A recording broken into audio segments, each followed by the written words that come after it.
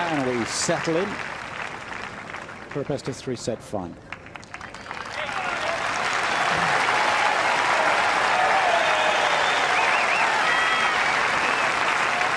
The drive for 5, as Sue has been saying.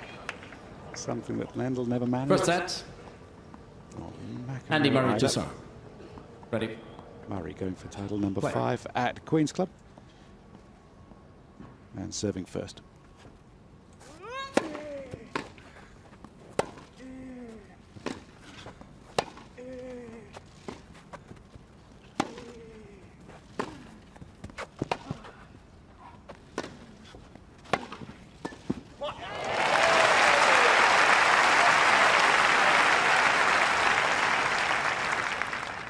Love.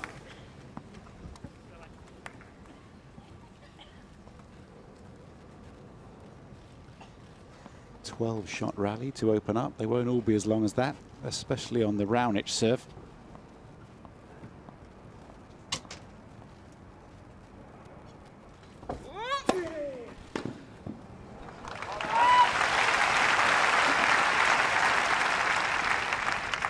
Love.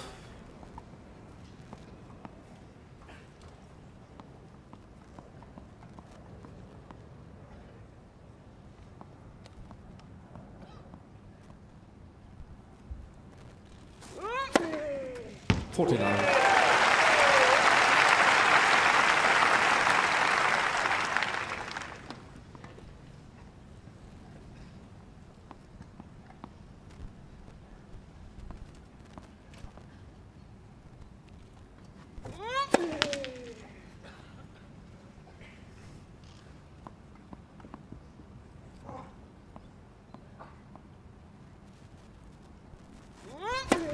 Let second serve.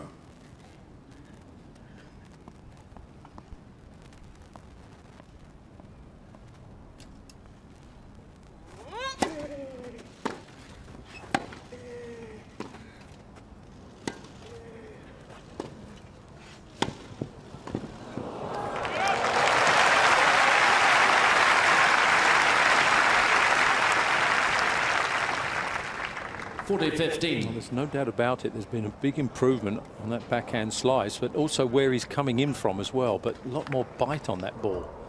Fading away. It was a beautiful approach shot.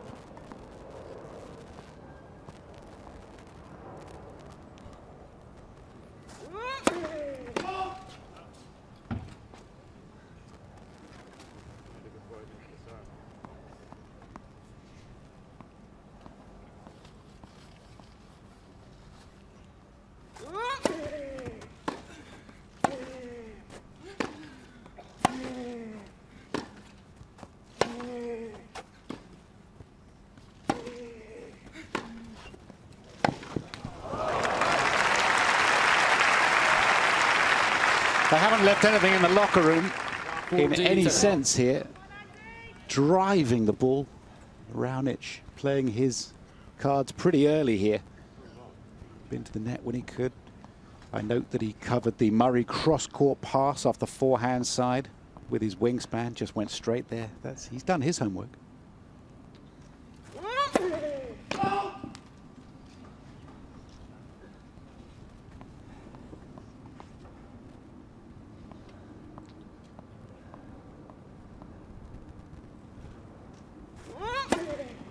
Away.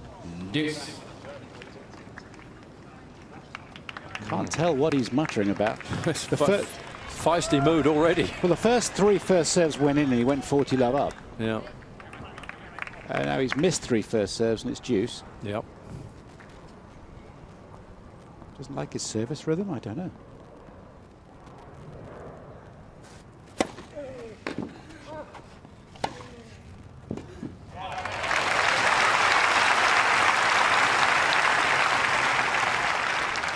Advantage Murray.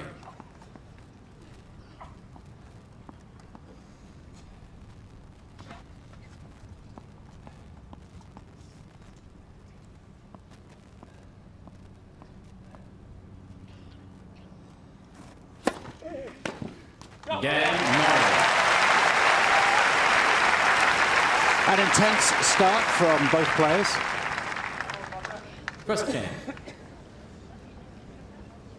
Now, as we were saying, Milos Raonic hasn't lost his serve this week. He's had 7 break points against him. He saved them all. He's won 47 service games in a row, which is remarkable. This is where he serves when he's break point down.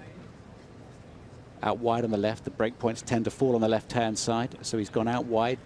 Only one on the line, into the body on the left. On the right, again, body. Just goes for big power on these break points. Now, this may or may not be relevant, because when you are playing against the big players, you change things up.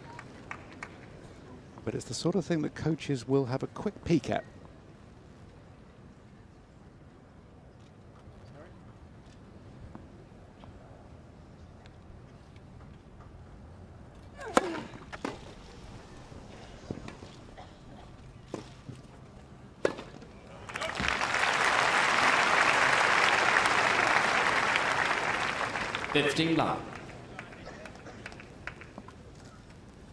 Have a listen to this serve. If one comes out of the middle, have a quick listen to this. We try and crank the volume up a bit here.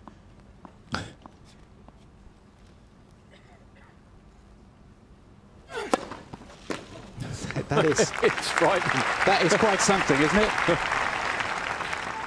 30 love. It's the same sort of crack off the strings that Tiger Woods used to get off the metal woods when he was back in the trees and in his pomp. Yeah. It's a crack. Have another listen.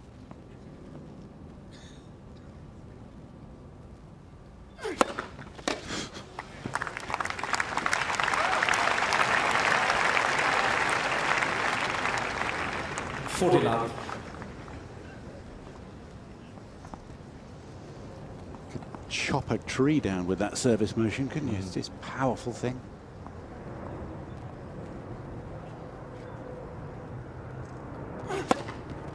That's the way to serve.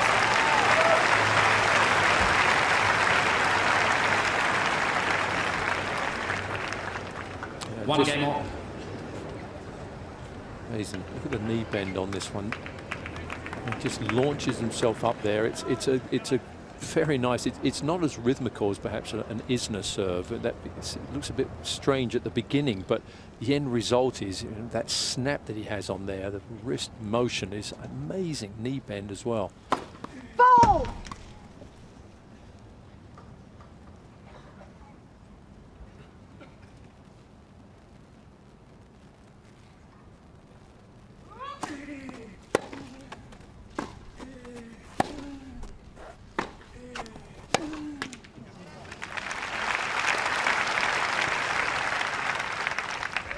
Love.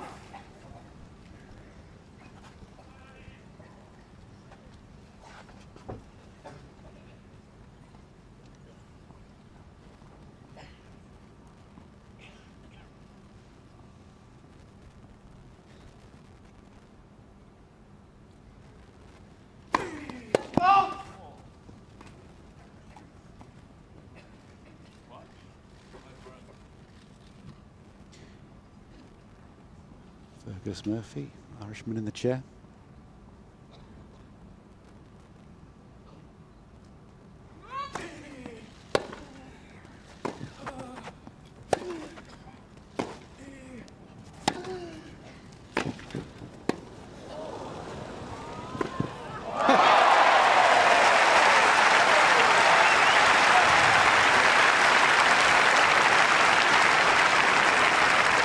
Well, it wasn't a great volley, was it, John? No. The last one. After this forehand, which did the damage, point should have been over. That was rank. That's middle of the court. Admittedly, it's a dramatic sight to see Murray go over there and keep in the point. But it was Raonic's fault, really. Yep.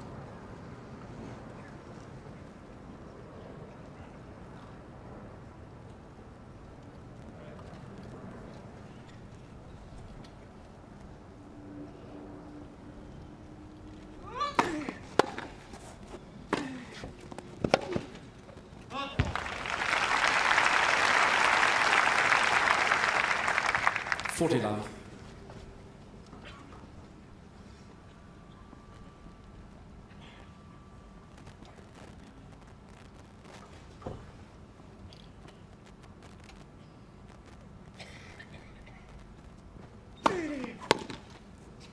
That looked way out, didn't it?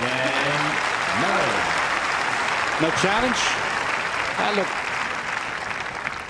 like there was a distance, but 2-1. no challenge there. The ball was out, but he didn't challenge that one. When you're that far down in the game, sometimes it feels like, well, let's get on with it. Yeah, I think if this had been 30, 40 or 15, he would have queried this one, but 40 love down, but well out. Andy Murray versus Milos Raonic, number 1 seed versus number 3 seed after Stan Wawrinka went out in the first round. This was the final that was likely. It's looked on the cards all week, this one. He just lost the 1-set Raonic to Nick Kyrgios after a rain-delayed start. They've done well to get this final on Sunday, and the tournament concluded. Had enough breaks in the weather over the first 2 or 3 days, and it's not been bad after that. Quite heavy, leaden skies. But Andy Murray, what a record. World number 2, first achieved in 2009 now, after his first Wimbledon semi-final. Remember the loss to Andy Roddick? It's Kevin Spacey there, just was that peeking there behind there. And he's a big tennis fan. But I think, Andy, looking back at the draw, I think you come into a draw like this and you don't like a really nasty. There's Kevin Spacey, looking very ready for this big match. He, as I say, he's a big tennis fan. I'm not sure if he plays, but I know he loves coming to watch the matches. Lord Coe up there as well. It has been a busy time for him. Yes. The Olympics commencing on Friday, August the 5th. It remains to be seen whether the Russians will be there or not. I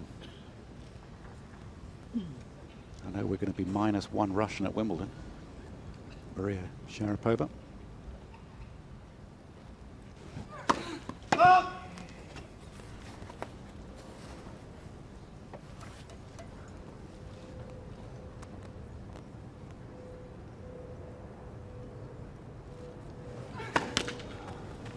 Love 15.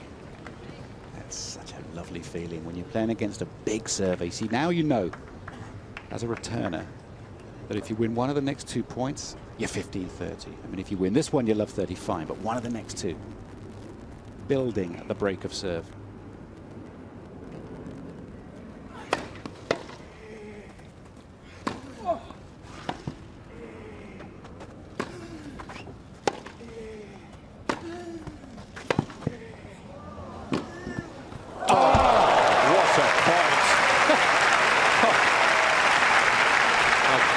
Not see any way Murray could lose this point from this 15. forehand. I thought that point was over. What a forehand this is. That was, well, do or die. Had to win, had to hit a winner from there. He was gone on the next shot.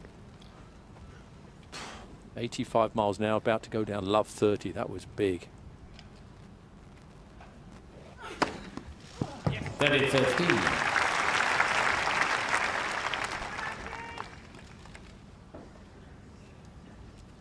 With that one forehand swipe down the line, the whole complexion of the game changed.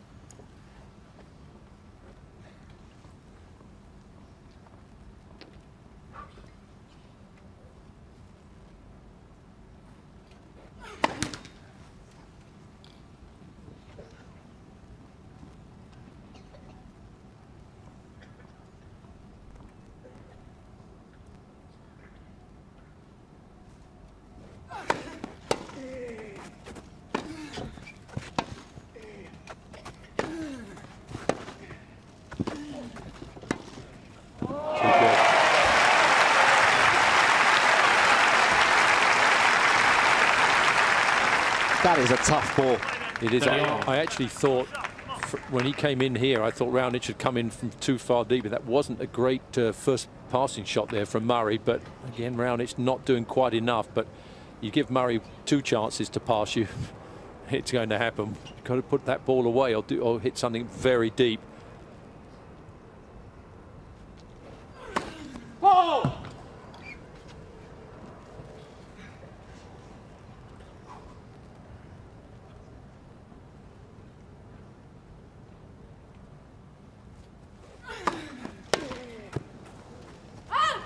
Body Body serve. Used that a lot more against Andy Murray in that semi-finals of the Australian Open. Used that a lot, and that's a tactic that we will see today.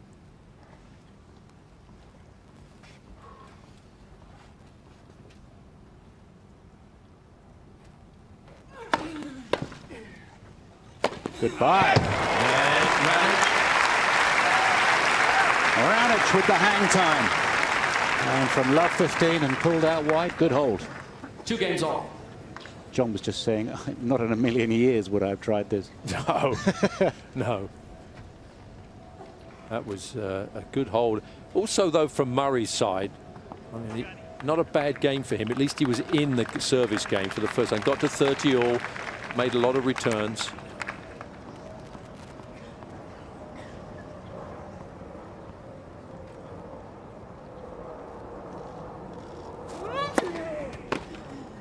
Yep. 15 love.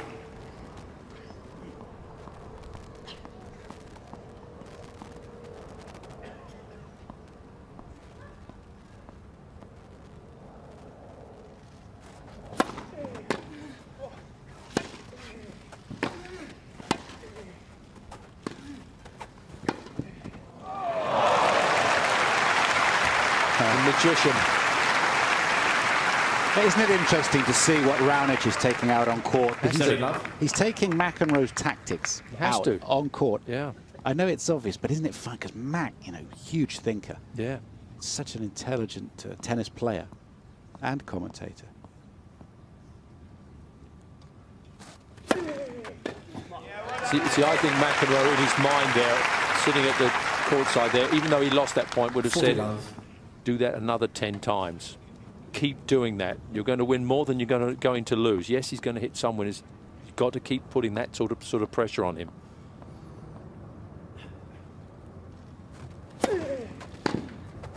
Again,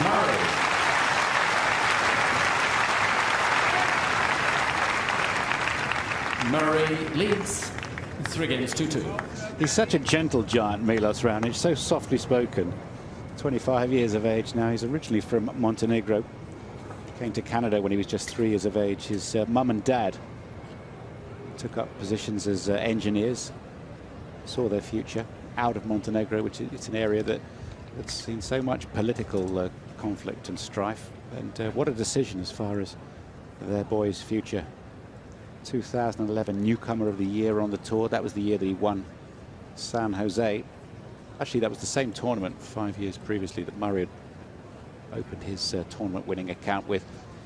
But I think it's a great decision to take on an inspirational character like McEnroe. And for John himself, it has to be a great decision as well. I mean, he's looking at the natural resources this bloke has and saying, yeah, I think I can add to that.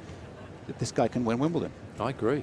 I think it was a good decision from both sides. I think Johnny Mac's been sort of waiting for an opportunity in some ways. I mean, there were rumours about Kyrgios, there was rumours that perhaps Andy Murray. I mean, we don't know how close either of those ever got, but I think, you know, McEnroe's feeling that he can help out a lot to certain players, and I think Kyrgios is Raonic is one of them. Time. Milos was telling me that he can't keep Mac off the practice court. he did 18 hours against Raonic. 18 hours in the first few days. I hope Milos served at him. That would be so much fun.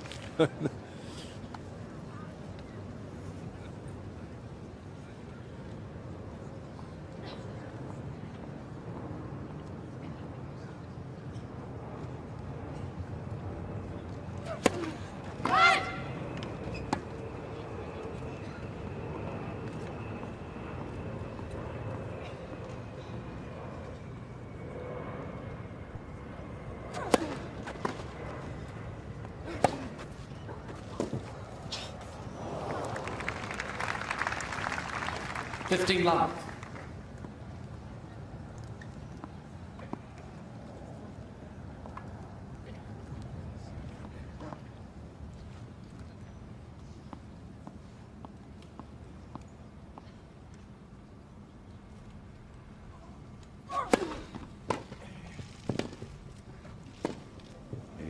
No. Oh.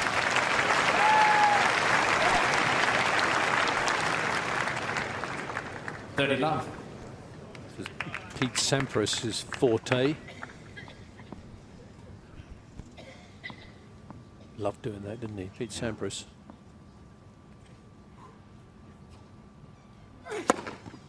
$40 love.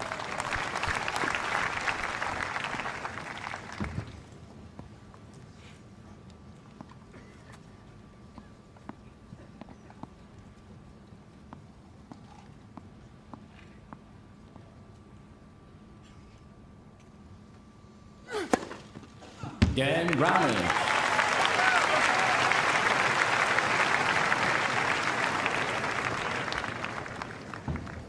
Three games all.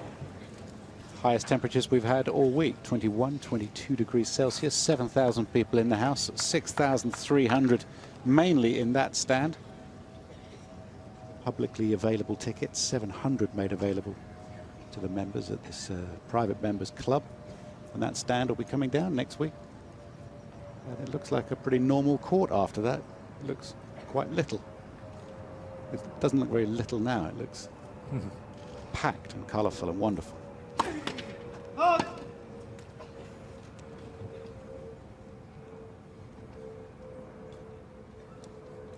Those braids might be coming out soon. We'll see.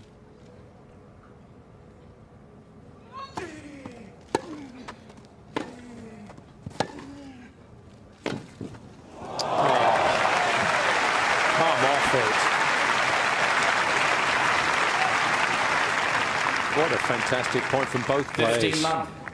Lovely forehand from Raonic there. But, I mean, you hit an angle, you create an angle. But you've still got to hit a shot like that to win a point. That was ridiculous forehand.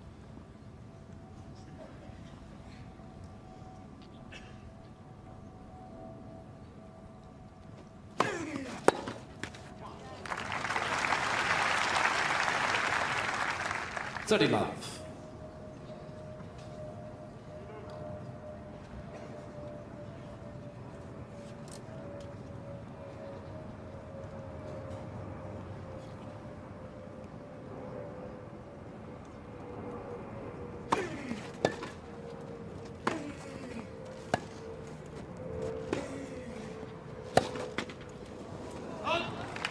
$40 love.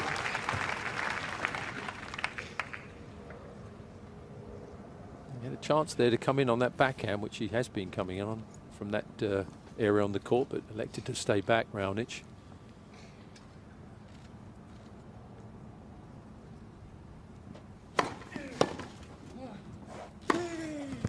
Again, Murray.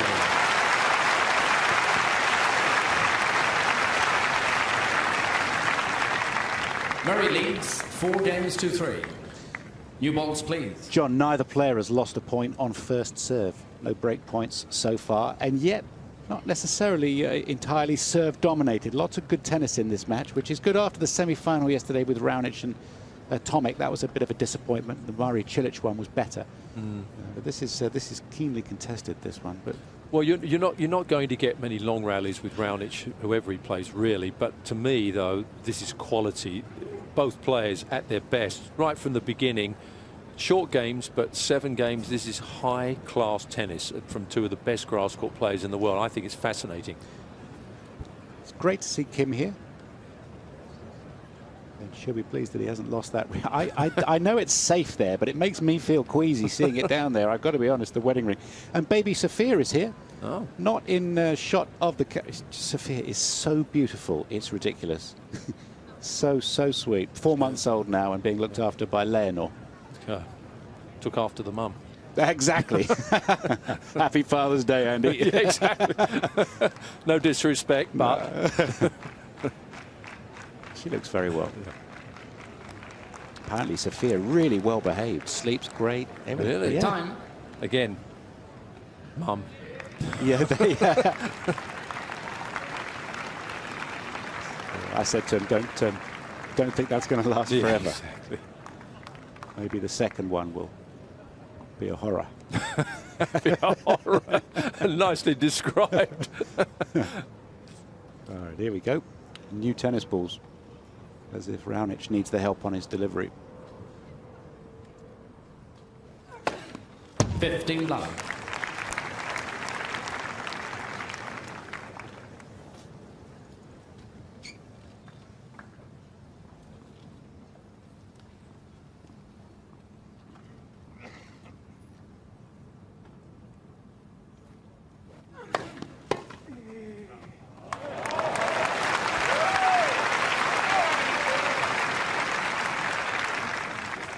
15 all.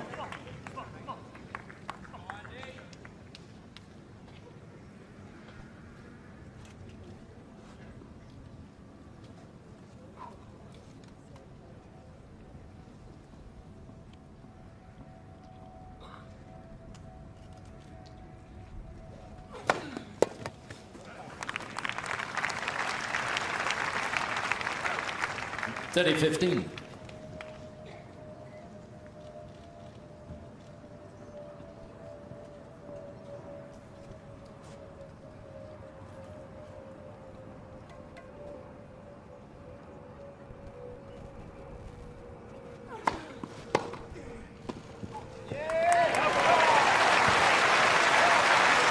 Okay.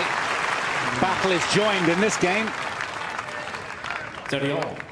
That was that change-up serve that he hits very well round. It's that kicker, but you've got to hit it extremely well, because unfortunately Murray handles that better than anybody else, perhaps than Novak Djokovic. Key moment here. A little less than half an hour played. Last long. That is just fantastic serve. 133. I mean, it's where you just have to not get frustrated. It's easy to say that when you're not actually on the court, but when you see these where you just can't touch the ball, you just have to accept that it's going to happen. And then one chance you may have him, you may only get one chance in a set against Raonic, and you just have to take it.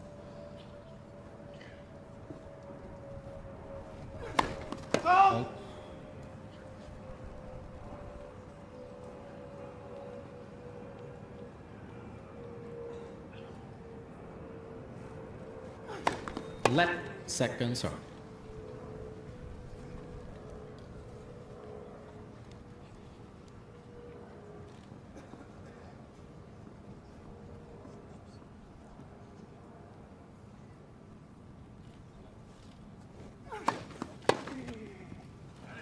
Game Raonic.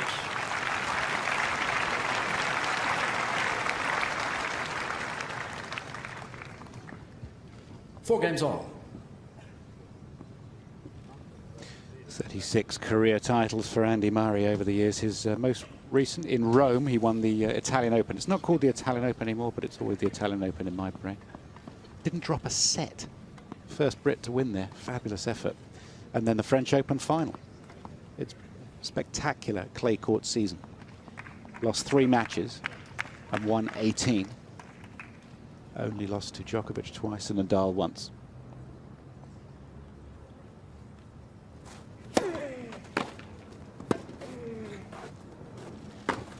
No.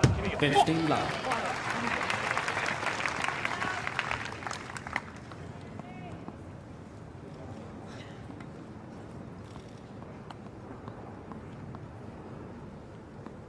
That's a Hawkeye camera up there. Ooh.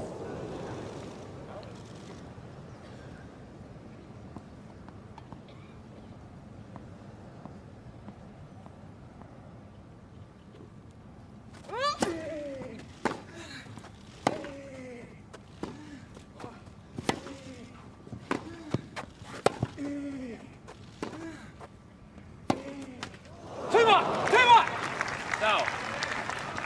15 all. Highly strung today. Hates losing baseline rallies. He just hates that. That was, he felt he was in control of that rally up until that backhand, running Raonic around. We used that backhand down the line quite a bit today, I feel, to get Raonic out on the forehand side, because he steps around it so much and hangs into the backhand corner. So you've got to keep him honest by going down that forehand line.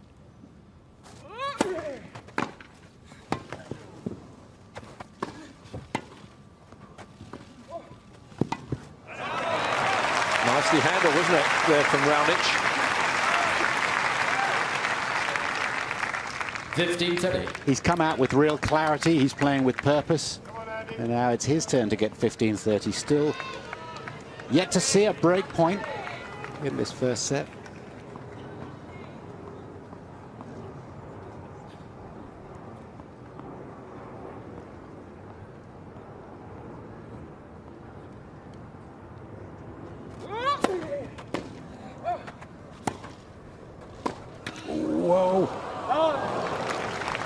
That was there for the taking. That was an opportunity there. That, you know, Mac knows that. 15-30. That wasn't a particularly good approach shot. Yeah, he had so many options there.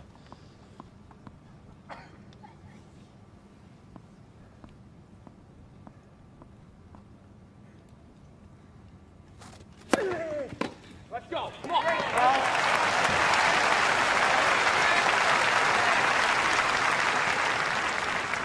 14-30.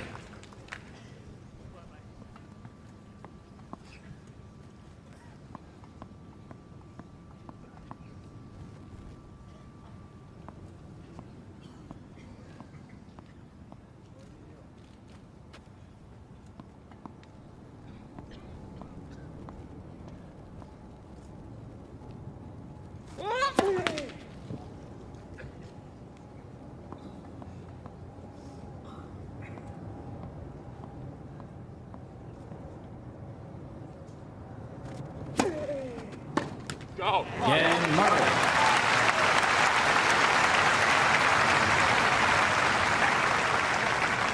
Murray leads 5-4. There's no question Murray wants this very, very badly. And why not? Going for 5. I mean, nobody's ever won it before. So there's a piece of tennis history, playing in front of absolutely everybody, staying at home with everybody. It's different than being on the road as well. So he wants to get this job done. He's played a great tournament, but you just get the feeling that he's, until he breaks through, he's going to be a bit wound up today. Well, he knows the challenge that's come up against him, and he knows he's very wary of him. I mean, Raonic on his day on this surface, the way he serves, sometimes it's not in your hands. That's the problem, and who wants to be in that position? And when you're serving against somebody who has the sort of delivery that Raonic has, you know, the pressure's on you even more to hold, because you know the break's going to come. It's a blue moon to break serve. I think the benefits we're seeing with the quality of this match, it also almost stems from the first rounds that they both had. Both these players came into the draw.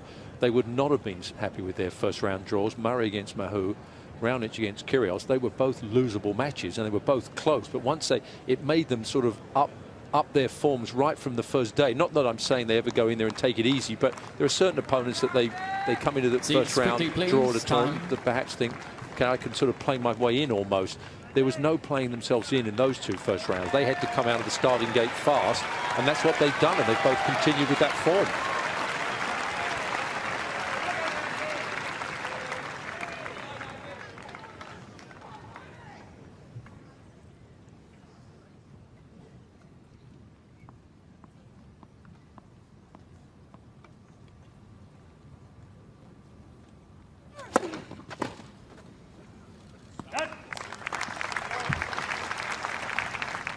Love.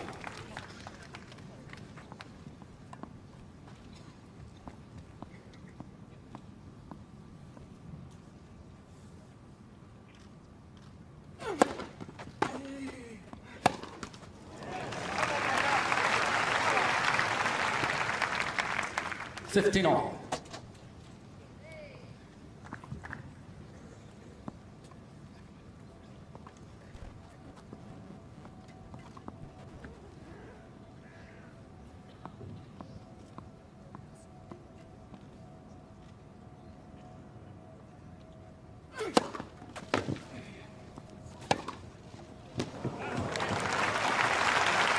Just a huge forehand. 30-15. It's Daniel Knudsen on the left-hand side, who's been going out with Milos Raonic for about a year now. Justin Bieber once Instagrammed her, and she became even more famous than she was before.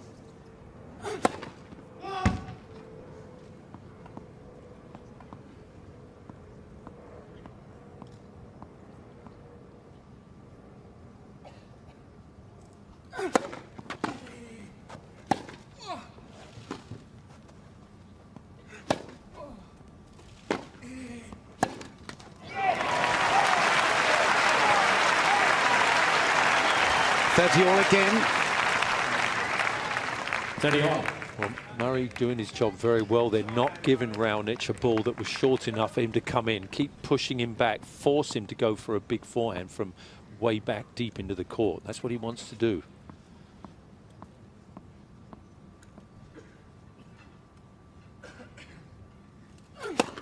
Oh. 40-30. So easy to get frustrated playing against him.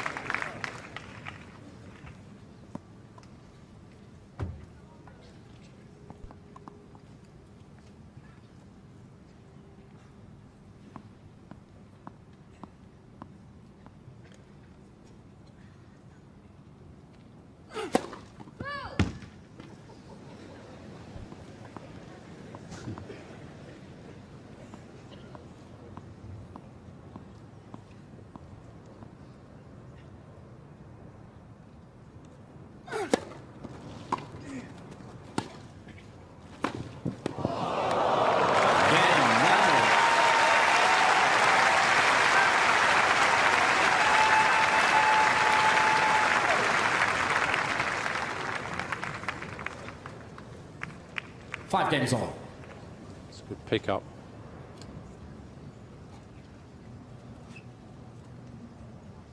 He's moving better at the net, Raonic, this week. And I've seen him for a while, and he's moving better in this match than he has done throughout the course of his other ones here.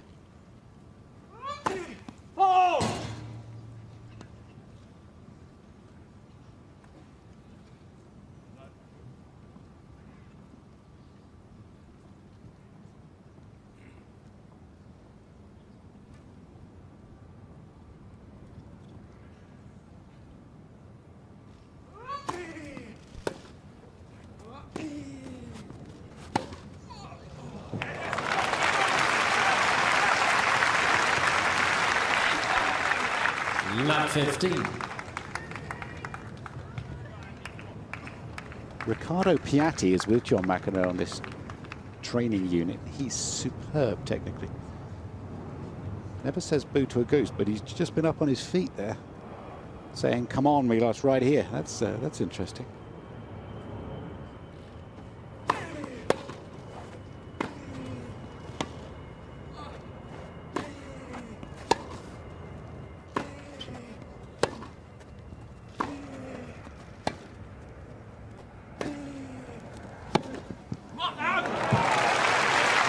Beautiful rally there from Andy Murray. 15 on. The first three ground strokes there from Raonic were so deep, and Murray just again kept his depth and then eventually forced the error. Piatti on the left.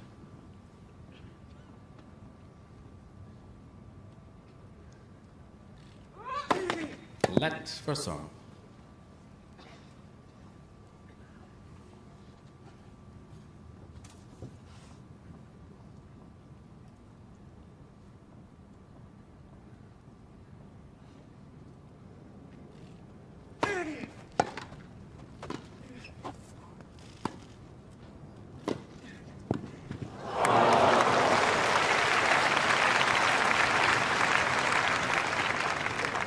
It looked like he got to this with enough time. He just didn't quite have the feel. I mean, it was a stretch, but if he'd have got that anywhere over the net, it was a winner. Murray way off court, and he should have really made that.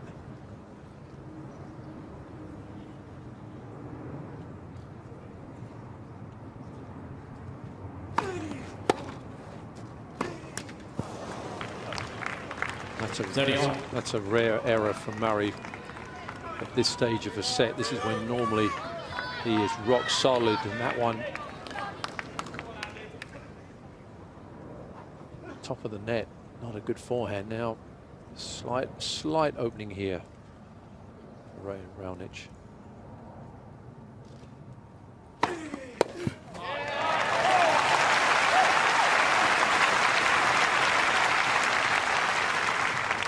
$14.30.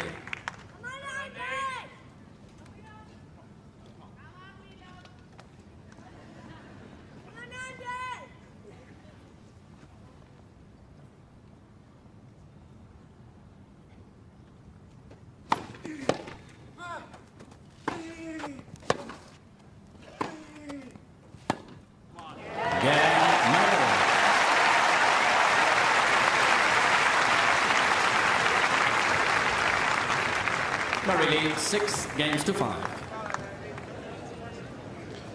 So Wimbledon starting a week tomorrow, Eastbourne next week for the women's tennis. And don't forget, after Wimbledon this year, you can enjoy Great Britain versus Serbia in the Davis Cup. That could be Murray versus Novak Djokovic, of course, and that's a quarter-final this year. Murray playing his part already in the 2016 campaign. They beat Japan, did GB, under the captaincy of Leon Smith. Played a tough old match against Kei Nishikori. Unbeaten in singles last year. 8-0, of course, Andy Murray, and putting up a pretty decent defence this time. But to matters in hand, excellent 40 minutes of play. Both players a lot to be pleased with at this point. No, it's a quality match, and it's again, you're not going to get that many long rallies. That's not the way it's going to happen in a match with Raonic on court, but it's quality. Very few bad errors at all, and it's just quality, depth, some big serving, obviously, quick movements, some good passing shots. I think it's an excellent first set, and looks like we'll be in a tiebreaker. Surprise, surprise. It not there yet, but that happens when you play Raonic, and Time. you just have to be sharp. If you get into a tiebreaker, it could come down to 1 point.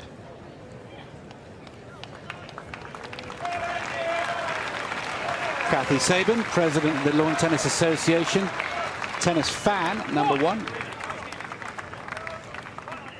Doing a lot of good things with the LTA. They do need a new performance director, though.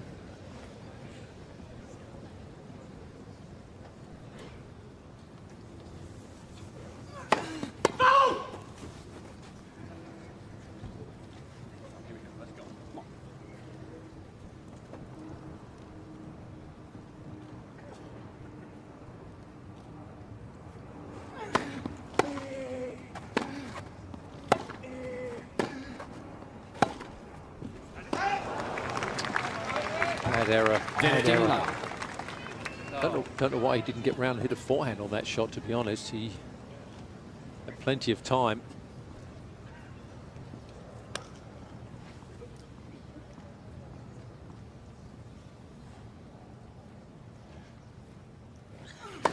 Flat for serve.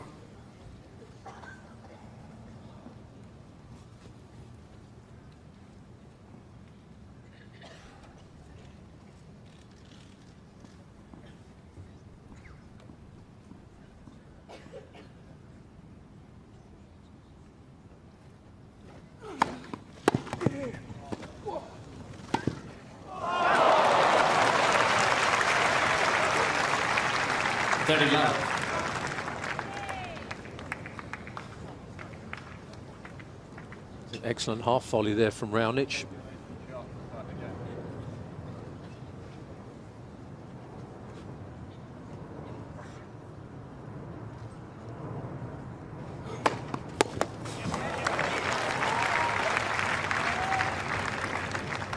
Love.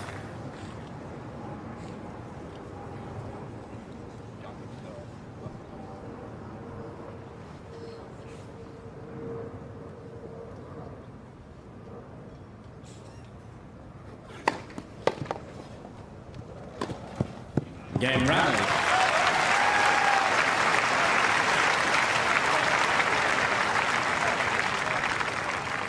Six games all. Tie break. Both players have received one additional challenge. Played 4 tiebreaks before. Raonic has won 3 of those, including one in the semi-final of the Australian Open this year.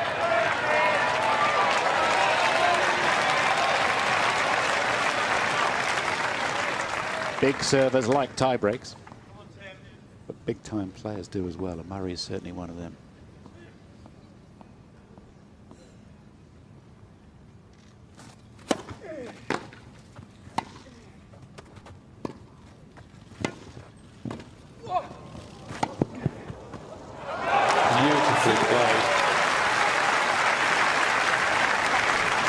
Good anticipation there from Raonic. And he's covering the cross-court forehand pass. That's exactly what I meant. He came in here, and you could just see he moved slightly early there, That was the percentage where Murray tends to go on that cross-court forehand. Very good first point.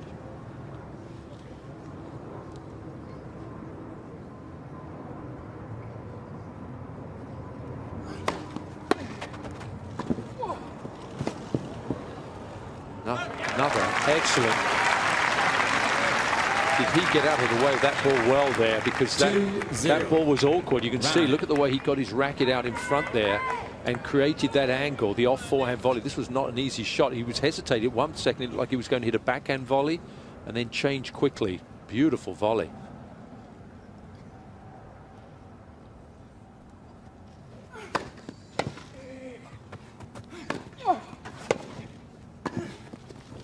What a start this is. 3 perfect points played by Raonic. 3-0. Raonic.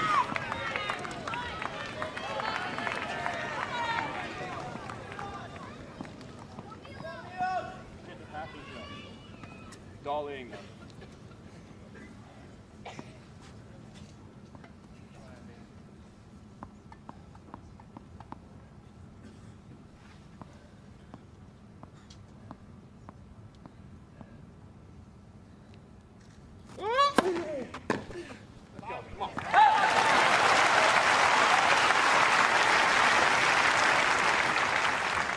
Three one.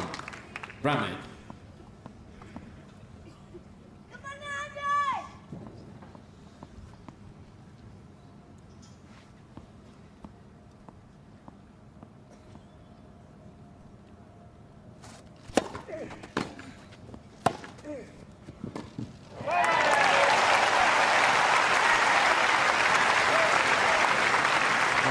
Good recovery there. 3-2. 2 good points in a Raonic. row.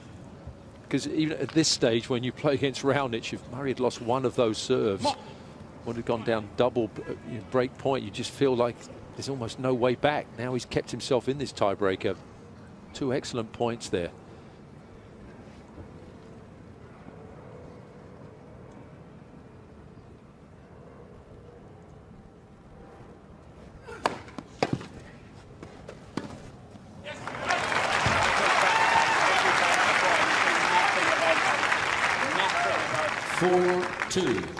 Raonic.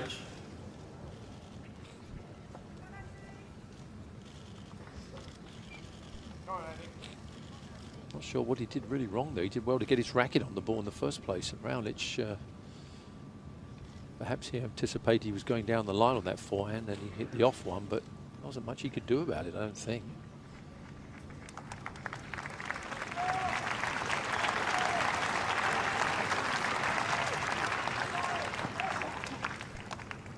Animating, he's pacing around the place, Raonic. Can't wait to play. Much more expressive this week, Raonic, in interviews as well as on court. It's quite a prospect.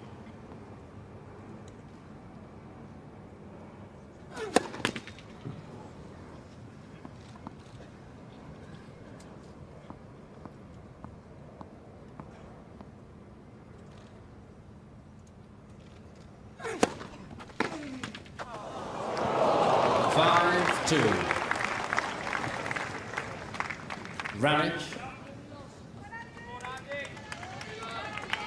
Well, for it to go that high up in the air, to Murray's eye, he would have thought that's going over. So once again, still only down a mini break, but it's a big gap, 3 points. The first thing you have to do is win the first of your 2, then the second. Yep. Step at a time.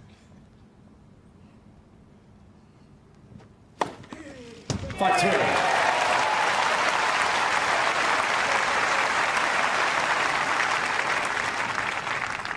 Raonic.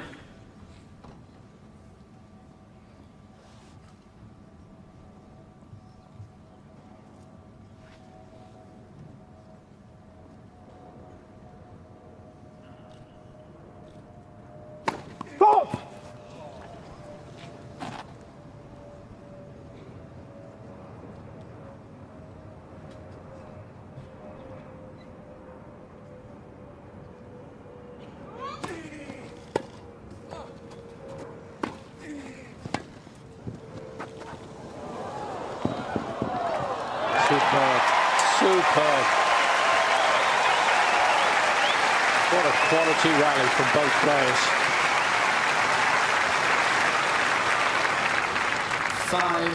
5-4. Lovely chip there from Raonic. Better half volley and finishes it off. This was superb. What a pickup that is.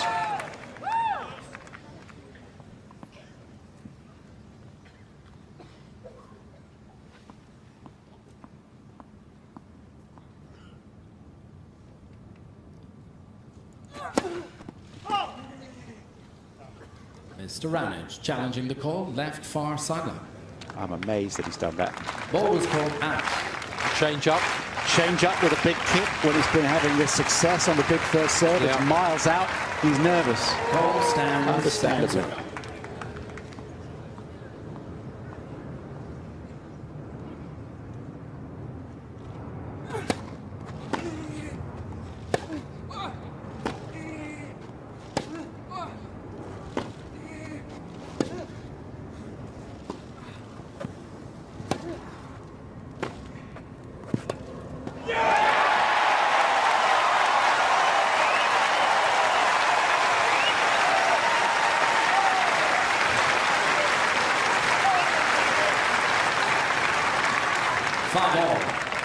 Mr. Raonic has 3 challenges remaining.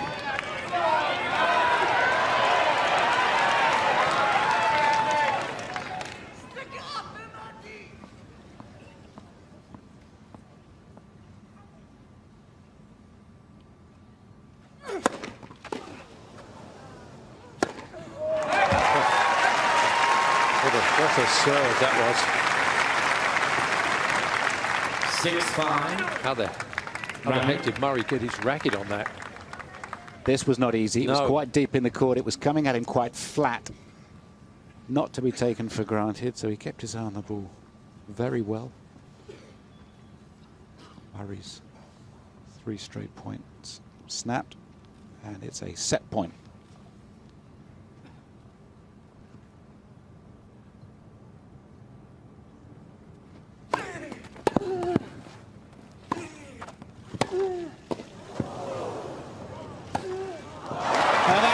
Raonic finishes it off with a forehand pass. McEnroe's Mountain has a 1-set lead, and we have an excellent match on our hands here. Disappointment for Murray to cope with, and he's giving the racket a right old pounding over there. Yeah. He's letting some of that frustration out. The drive for 5, still on, but some distance to run.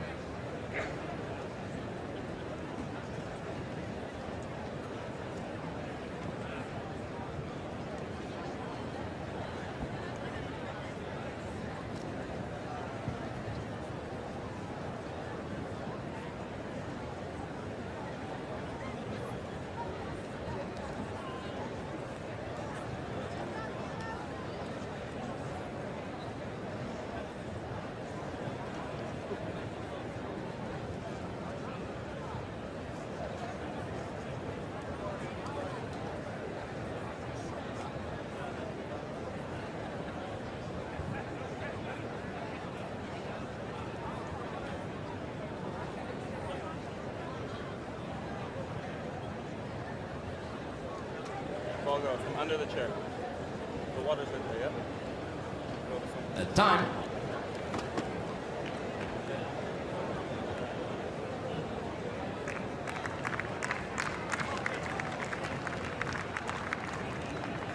Take your seats quickly, please. Ladies and gentlemen, seats, please.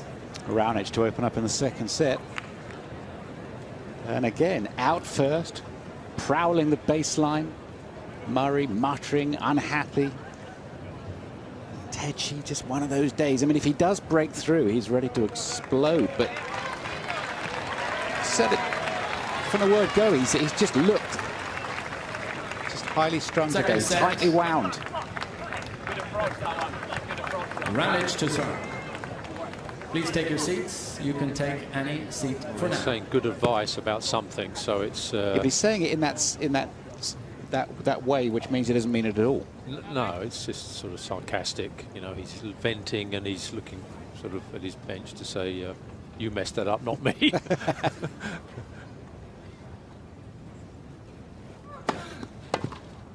15 love. You know, it's just the way he goes around things. It's just what he does. In some matches, this is what he does, and yet he wins a whole load of them. Certainly does. 30 love.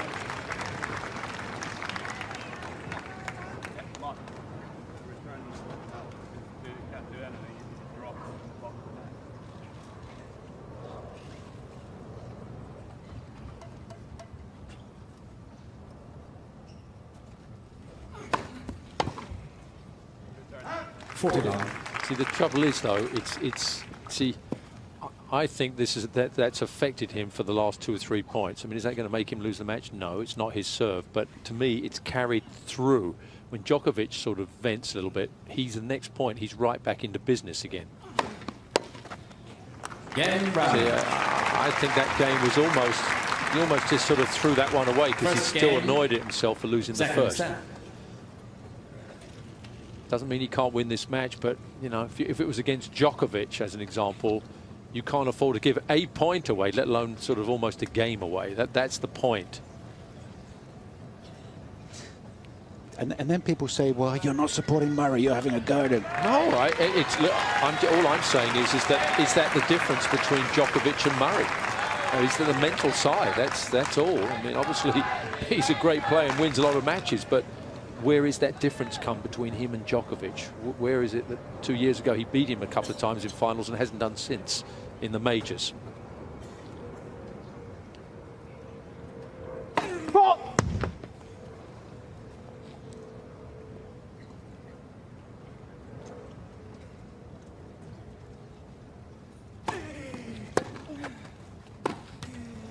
Lap 15. It's a dangerous moment now. Yeah. Well, you've got one player that's unbelievably charged up and the other one who's mentally a little bit flat. 7 straight points to Raonic. Yeah, that's...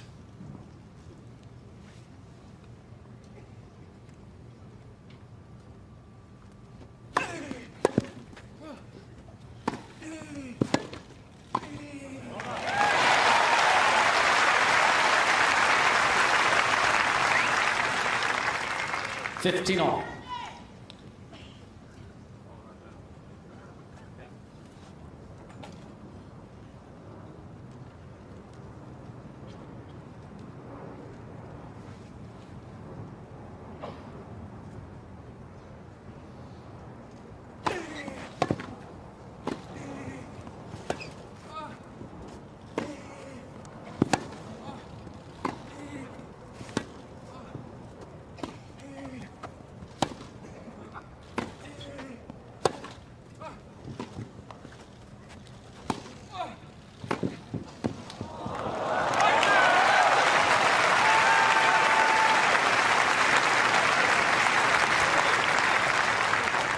Well, it's the sort of point where you look at it, you know, no one really talks much about the Raonic ground strokes. I mean, I know he's got a big forehand, but that was a well-rounded point there. I mean, he hit, I don't know how many, was it 7 or 8 shots there, and ran Murray all around the place and then finished it off with that beautiful forehand to create the easy volley. He's playing extremely well.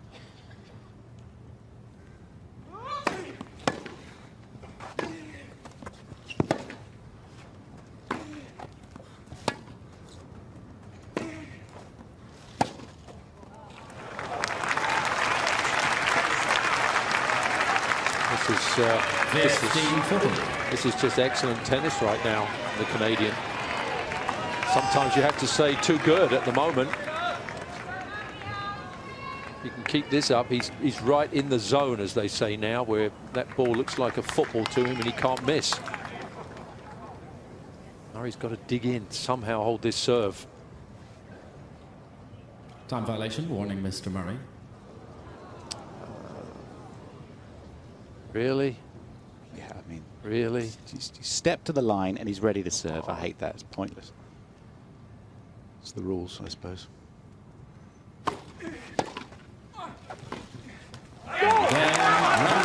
Now it's the first break of serve.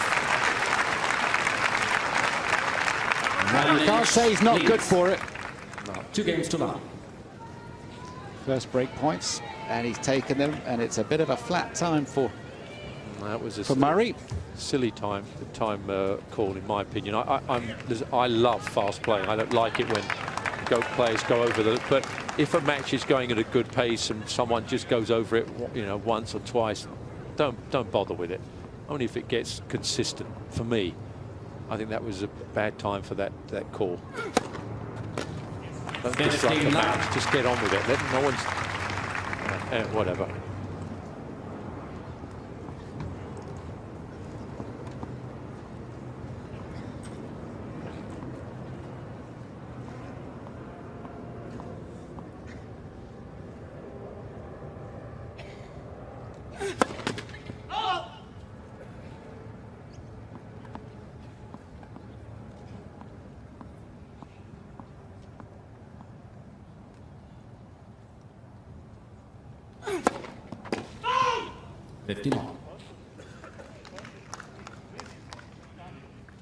Mr. Raonic challenging the call, left service line.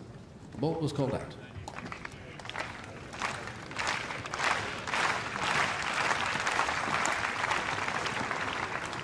That was good. First turn.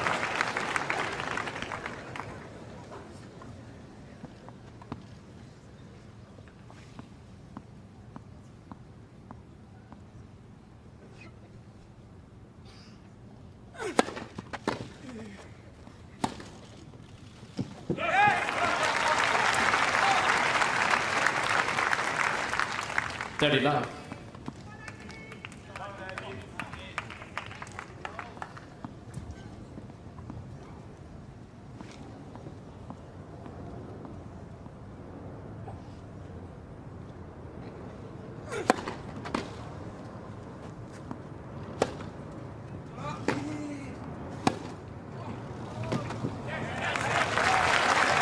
Sometimes you just have to say, this is an awesome performance so far. Can he keep this up? Well, at the moment, he's absolutely brilliant. He hasn't missed a first serve in this set because they played a let the only time that he did miss that first serve, so that doesn't count. So this fantastic play from Raonic. He's backed up the break of serve with a hold. It's 3-love. Raonic leads 3 games to love. New balls, please. He has just taken out his game plan. He looks like he's playing with more purpose than I've ever seen him play. And when you think that he's a semi-finalist at Wimbledon in the past, quietly, people forget. And he was a semi-finalist at the Australian Open this year, playing the opponent that he's playing now. He was 2 sets to 1 up, and his adductor went, and he got injured. Now that's part of the game. Right. He'd won his first 9 matches of this year, and it looked like Raonic was really bringing everything to the game that people have been saying that he was going to for quite some time. So, well, great moments for him. This could be an unbelievable year. It's amazing to watch because when you look at Raonic, and you know, you think of mainly one thing: serve. You think the second thing you think of predictable, the way he plays. He's becoming unpredictable, which is what is so good. He's doing things now, coming in at different times. You know, his variation is good. He's stepping around to hit that inside-out forehand, but he's slicing the ball and coming in. He's giving different targets to Murray. He's not scared of even Murray from the baseline. Look, it's early days yet. He hasn't closed this match out, but if he continues like this, what a message this is sending out to the rest of the crowd. But even if your game plan is wrong or has failures in it and faults, as long as you're going out there and actually doing it with purpose, it's rather like driving, you know, sort of badly. Just do something. Don't dawdle around. And he's not dawdling in any way. No. I like the purpose he's playing with. I agree. I know why he's not winning, Andy. It's not an odd year.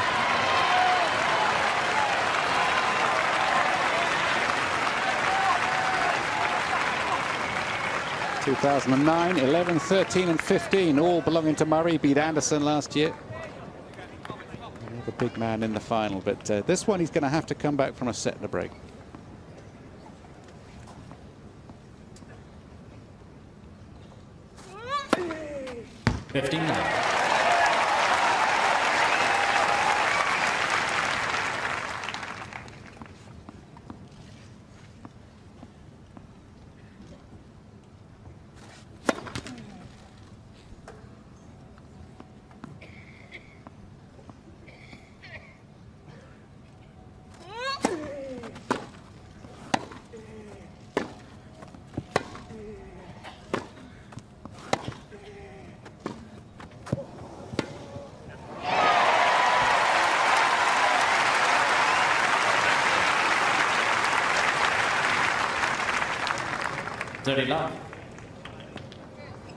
Nice passing shot. Bit unfortunate for Raonic that the net cord slowed that ball up a little bit, but still good passing shot.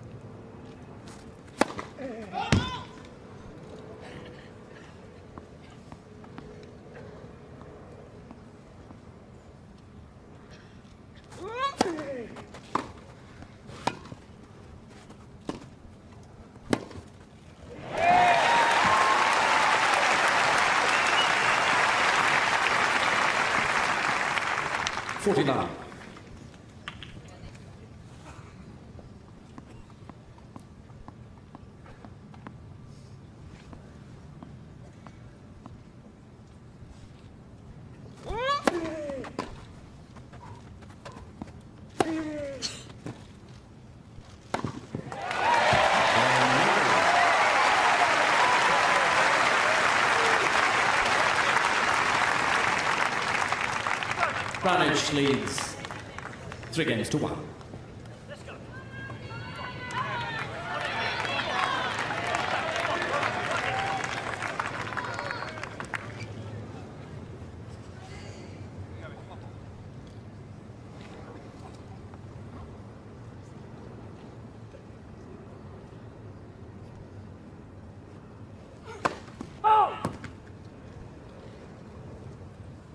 Murray looks more composed again now. It's after winning that game, he's sort of settled again.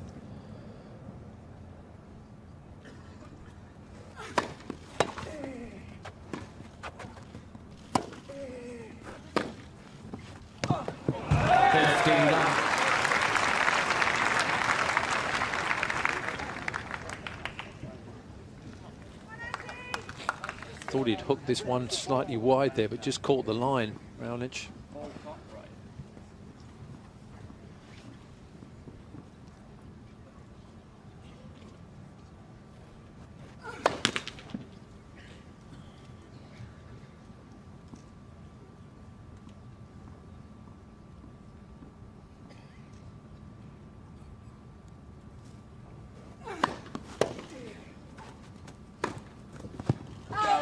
Mr. Raonic challenging the call. Looked good from here. You've had your eyes done, haven't you? No, you thought that was out? No, I thought it was good too. Yeah, I thought it was. But you have had your eyes done. You don't even wear glasses or anything. Oh, look at that. Oh, I see. We both need them done again. Stand. 15 all.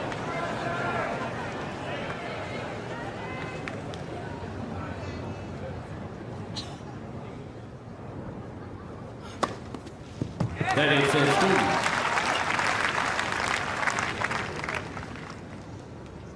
Yeah, the trouble is, Murray may Mr. not Raonic has 2 challenges remaining. another chance to get back in. Now that he had that little lull in concentration. Yeah. Lost his serve. Raonic played well. Is he going to have another chance?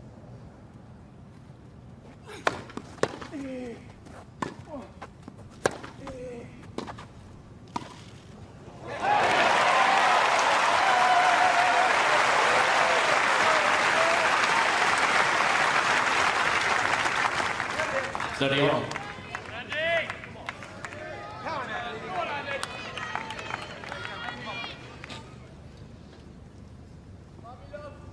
Nicely constructed point there. Good approach. Short volley.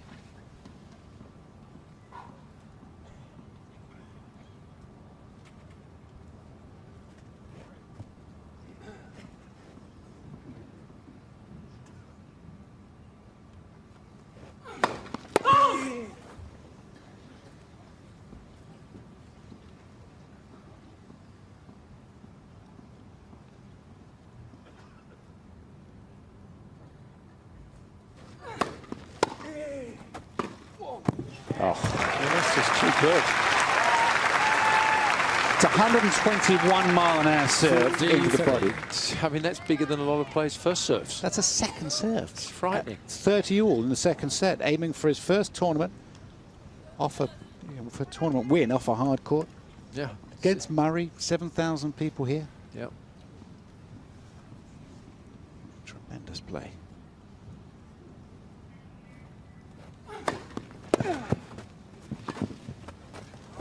It's Mr. Murray challenging it's a the wonderful ball. looking volley. Was it on the Right line? near sideline, ball was called in.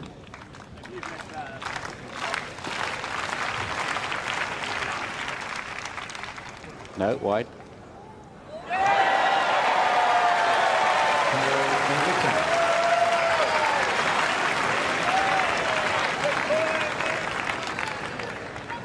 Giggs.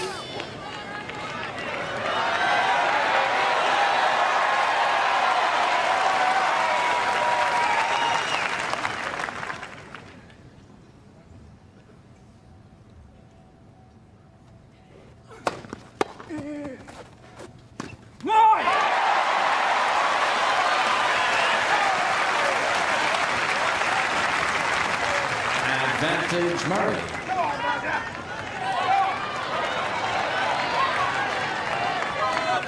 It's the 8th break point of the week against the Raonic serve. Nobody's managed to win one yet.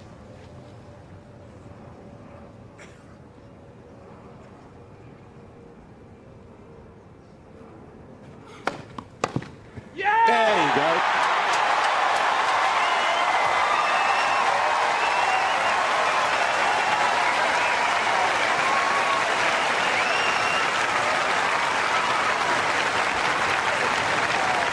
Raonic leads 3 games to 2.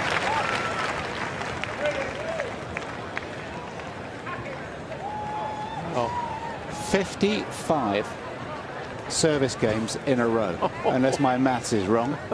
Milos Raonic has won this week, and it took that little moment of inspiration there and to get the break for one of the finest returners the game has ever seen. And he's back in the match. His concentration is there. You called it right at the beginning of the game. He just looked like he'd settled down, had a bit of a reaction at the end of the first set of disappointment. Back in it.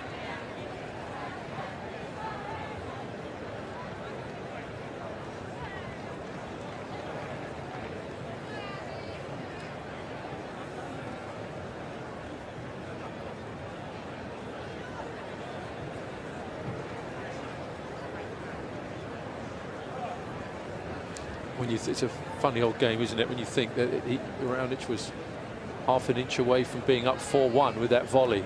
That's right. Called out, and the next minute breaks back. And that's why we love this game. It can turn so quickly. Well, the man who's coaching Raonic once missed a volley by a centimetre, and it cost him the French Open against the man that he's coaching against today, Van Lendl. Absolutely and right. he would have been able to complete his set of Grand Slam championships if he'd have won that. Oh, no, hold on. No, he never won the Australian, but he wanted to win the French. He wanted to beat Lendl so badly that day. But he didn't. And if you talk to him about it now, Seats He quickly still gives clearing. you a bit of a look. 1984.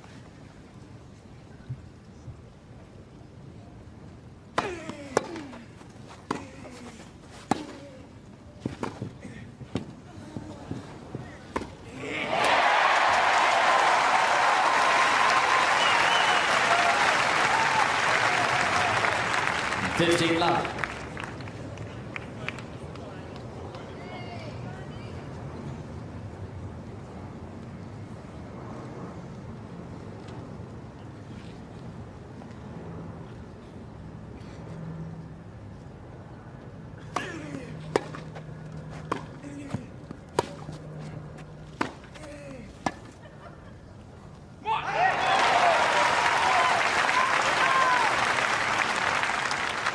Love.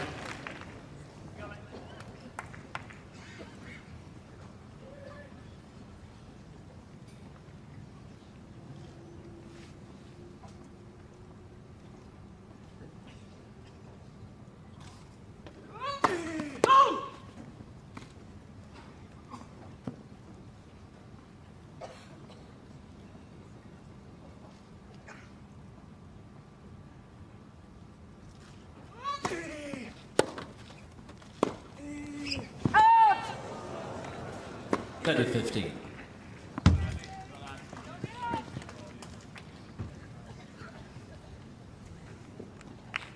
Come on, Raonic.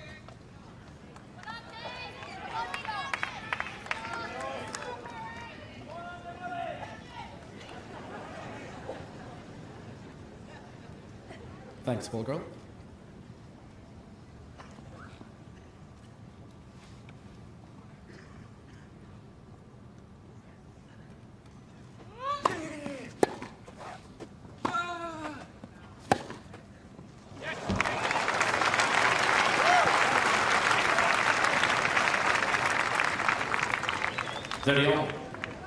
Forehand has been awesome today. Raonic.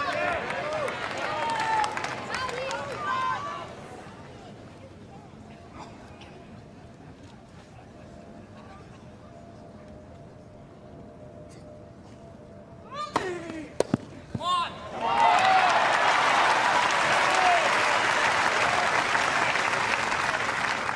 47.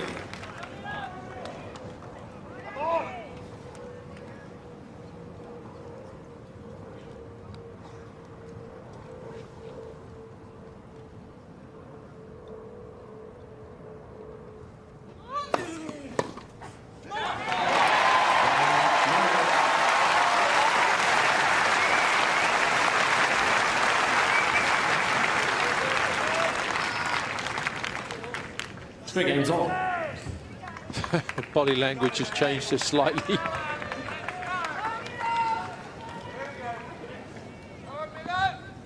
Concentration is there now. Oh, yes. Look at all these little ticks, adjusted the hat, just a little touch of the face, racket adjustment, ready.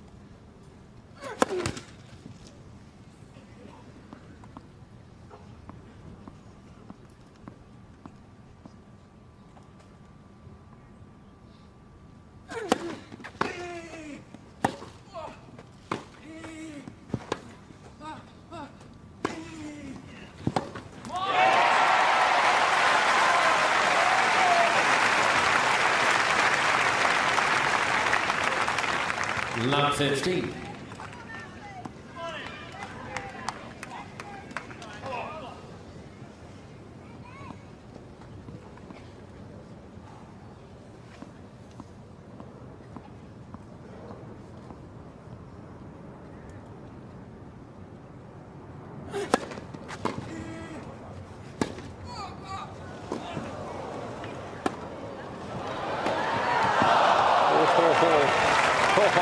I thought he was going to make that.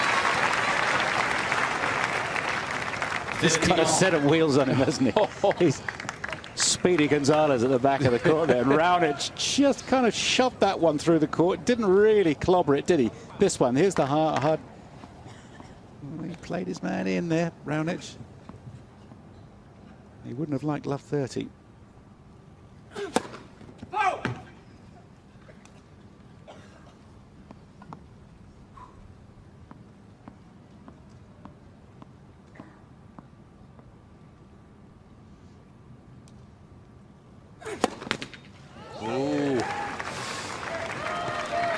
15-30. Lost his rhythm a bit on the first serves in this game.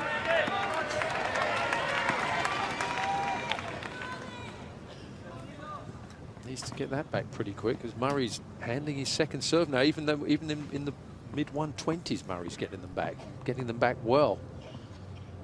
Needs some first serves.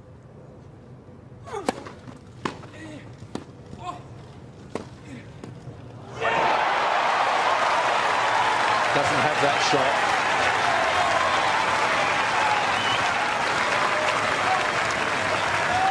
Just keeps on making you play, doesn't he, Murray? And this one here, see, eyes weren't level with the ball, didn't bend low enough on that one. No.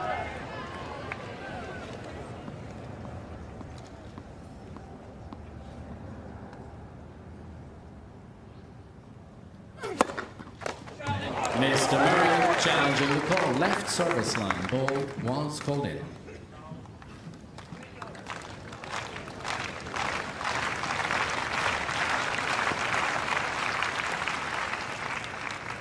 I think the speed kind of got that one wrong. 125 miles an hour. That was about 145, about 125. 30-40.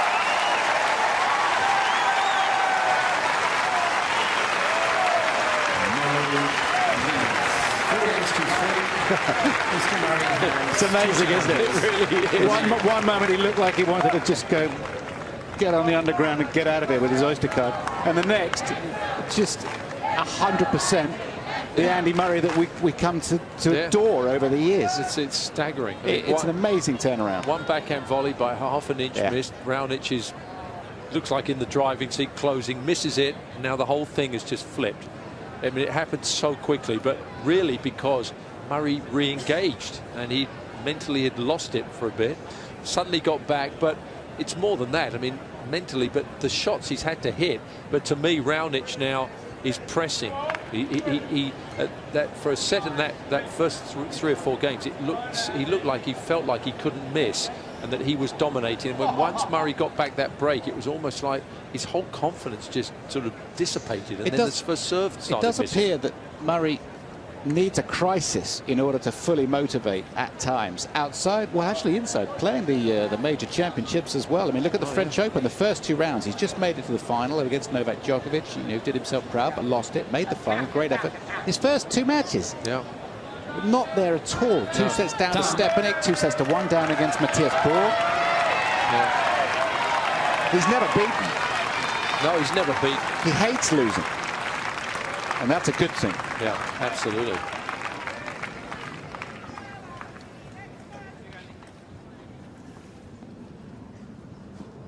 Set 3-love down 15 minutes ago. 4-3 up with a break now. Just getting warmed up here.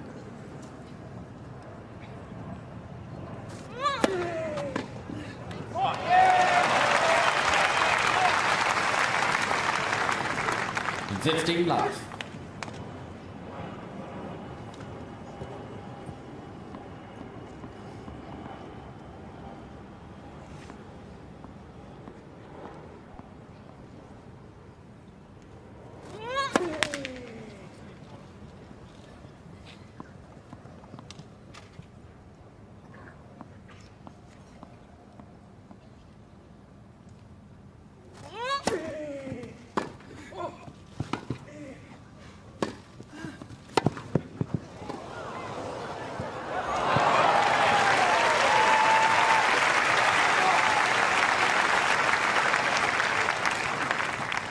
All.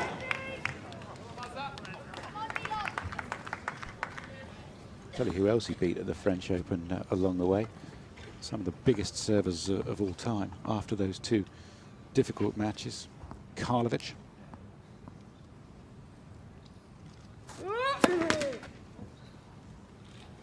Isner.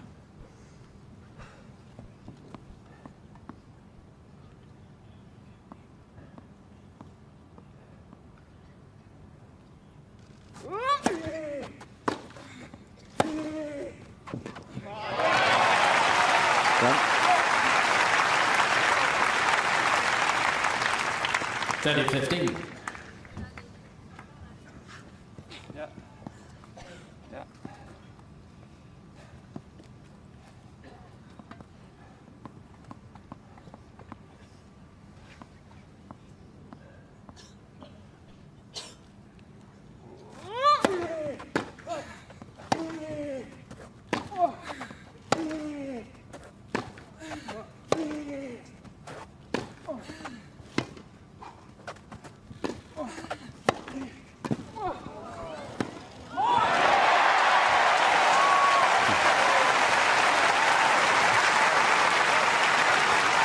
he's having a great time now. Loving it, absolutely loving it. He's in the trenches now. He's dug in, isn't he? Yeah. He loves the target too, and as he comes in here, this one, he just dips that one, not quite low enough really, but there, no doubt, he's going to win that point.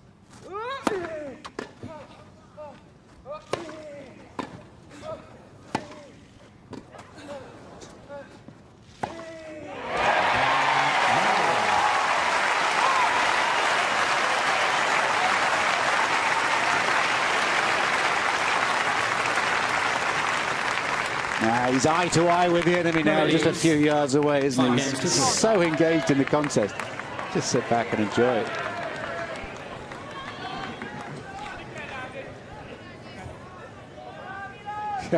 So just slightly raised eyebrows. Where has this guy been?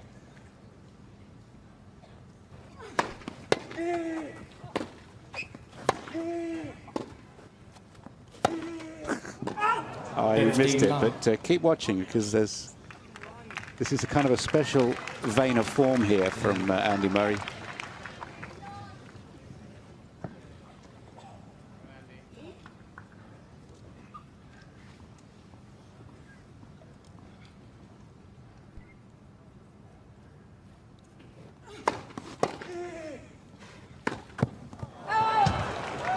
It's amazing now that around its serve, he's struggling for aces now in the last 3 games. Murray is just absolutely... He's on every ball, isn't he? Plugged in, or what? This is quite something. Wait, please. Nothing hard, intense, looking to beat the opponent. Just beat them one-on-one. Nobody else here, he'd be playing the same way. He's into it.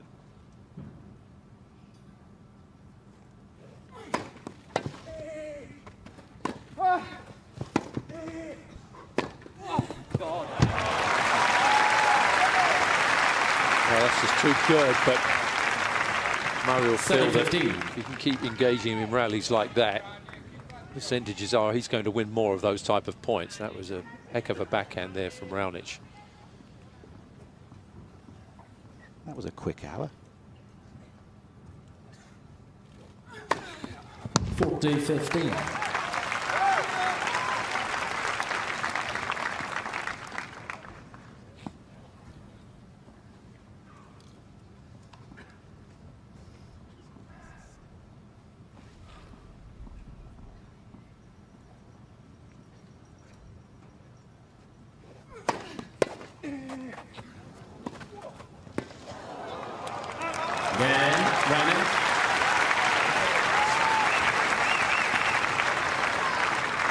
Murray leads 5-4.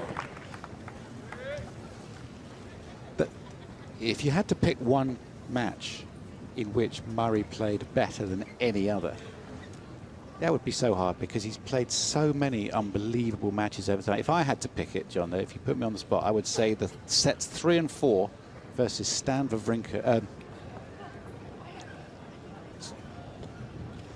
Novak Djokovic, semi-final French last year. Oh. He was down 2 sets, and he just threw everything, just like we've seen in the last few minutes there. And there's this wonderful elevation of standard, and this bringing from deep that I think is fantastic. And you can wait a lot of years to see another player in Britain like this, even if we were doing everything perfectly. It's just kind of a rare thing to see. He is that good. Some people criticize us when we criticize him. Other people, you know, say we adore him too much. I'm just telling you the way I feel about him now. As the finished product, he's unreal. Well, when he's like this. I agree with you against the Djokovic. I mean, there's Kevin Spacey there. He's picked a good finals to come. Well done, Kevin. But that Djokovic match. That Djokovic match, I agree with you.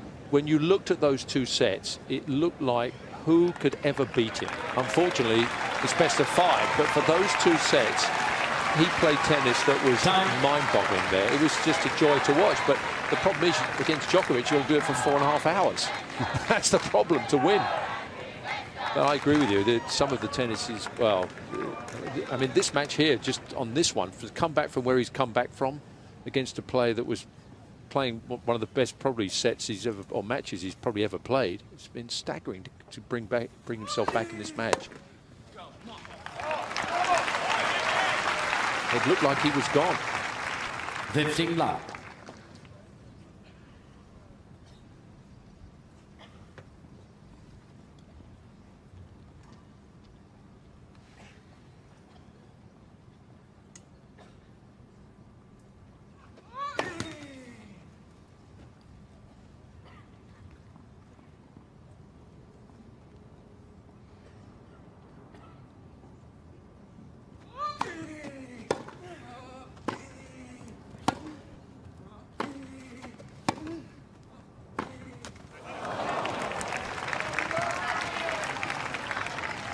The 15 all.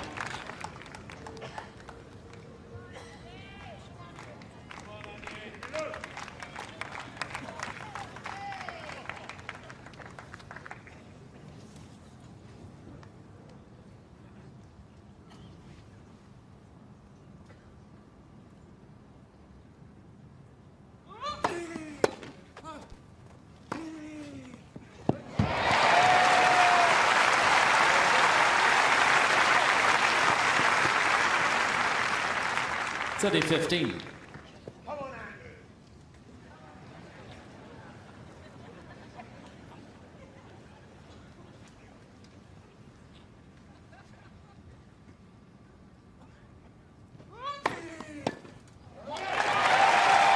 Raonic challenging the call. Right service line, ball was called in.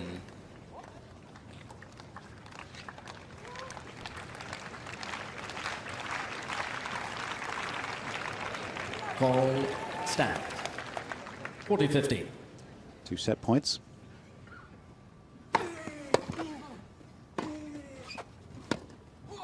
And that's away. It's a set all. It had seemed unlikely some minutes ago. Now there looks like only one result. 6 games to 4. But still a set to play, so nothing to be taken for granted. But Murray has switched his engines on, and Raonic must now respond. 1 set all.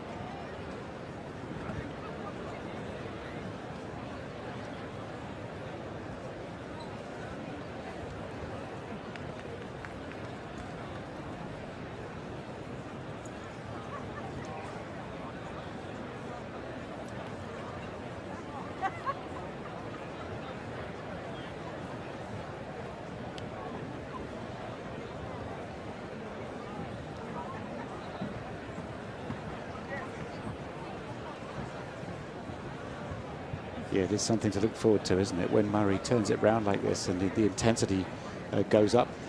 News of his brother, by the way, who is world #1 at the moment in the men's doubles. Quarter-final this week. They lost him and his partner, Bruno Suarez. The final in the men's doubles here, Chris Guccione of Australia and Andres Sá of Brazil. They beat Murray and Suarez.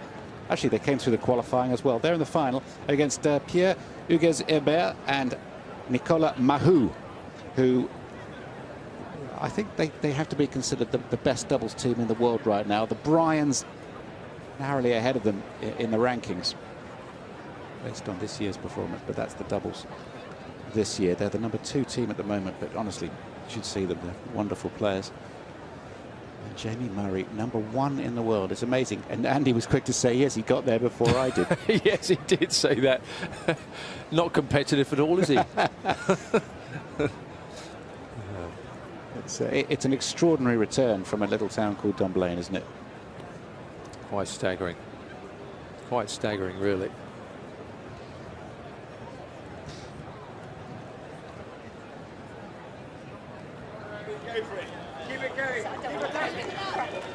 The youngest son has just been escorted away. Quick loo break and ready to play this third set. Gives everyone a chance to stretch their legs here.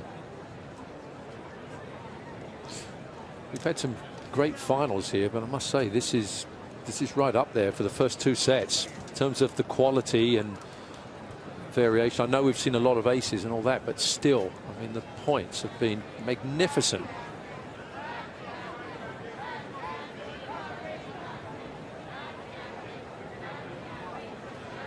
Boris Becker in 1985 for sheer star power. That was something. It was at Johan Kriek he beat in the final and said, well, what did he say? If he wins, what did Johan say? If he wins Wimbledon, I'm going to... Some comment, but I mean, what was he? Ridiculous odds to win Wimbledon, and he went back-to-back tournaments. It's the most amazing upset. Lovely presentation the other day, yesterday, to those who have won this championship on 4 occasions, and wonderful to see Roy Emerson here. One of the great Australian players, John. No, Roy was absolutely one of the greats. Loved Queen's Club. He used to come and practice here on the indoor board, the wood courts, and he'd play for a week to get in practice before he went on the grass to sort of get the rhythm. And he would play 2-3 hours in the morning, 2-on-1s, and in the afternoon he'd play 5 sets. And he'd wear out all the practice partners because he was in such good shape they were exhausted. So he would have to keep getting new ones in every day. Bjorn Borg used to play the entire Swedish Davis Cup team over 5 sets each day and beat them. He used to warm up at Bournemouth, didn't he, on the grass? Not Bournemouth, Cumberland Club. Novak Djokovic doesn't play a tournament. Everybody has different theories about what to do to warm up for Wimbledon, but obviously Andy Murray likes playing here and hasn't done him too badly, has it?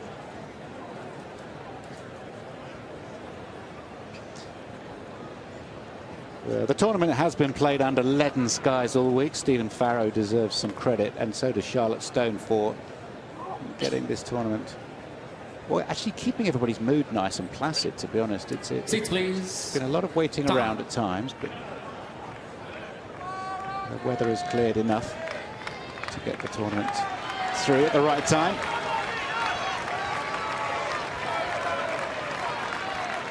And fingers crossed and touch wood, but we haven't had too many Find your seats quickly, slips please. either. Final set. They normally happen at the back of the court in the first couple of days, but we did well with that as well. Okay, so rounds of drinks in.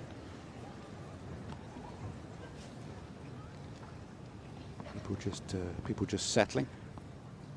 Milos' girlfriend is just making her way to her seat. She's late coming in. No, Andy, don't have a go at that.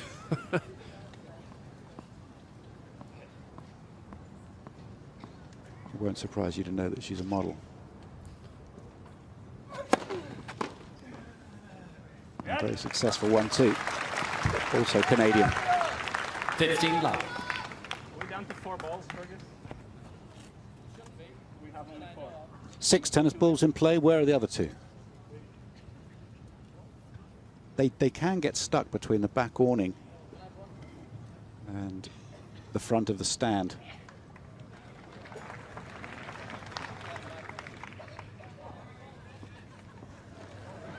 Oh. This would be a good trick if you serve all those. He's got big enough hands to do it. Well, Mansour Barami is the only one that can do that.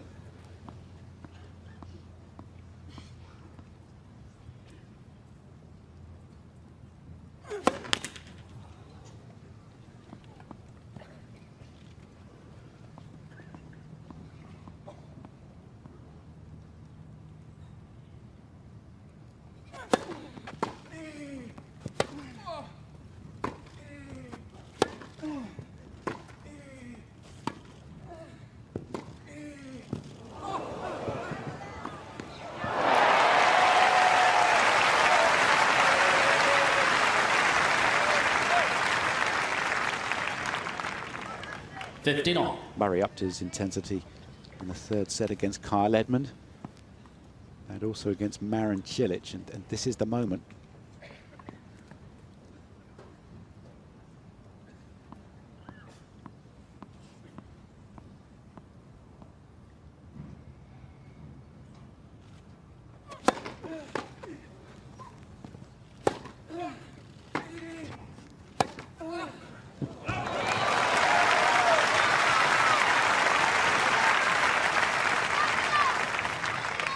(30-15).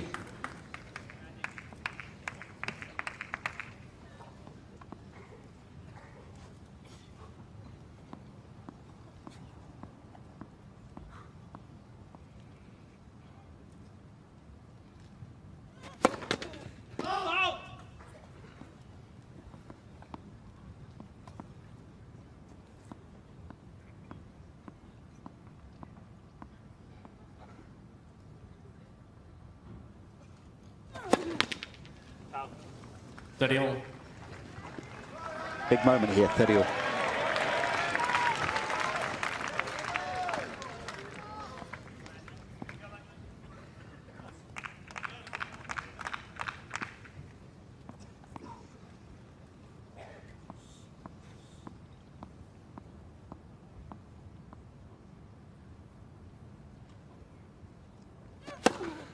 Out.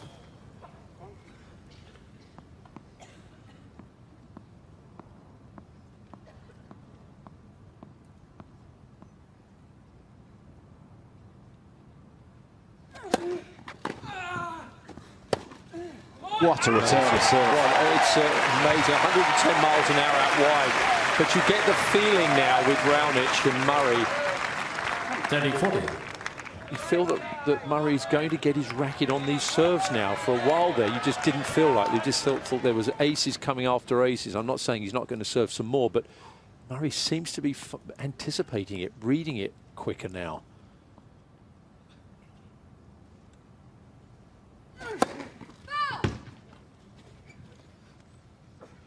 Not getting as many first serves in as he was.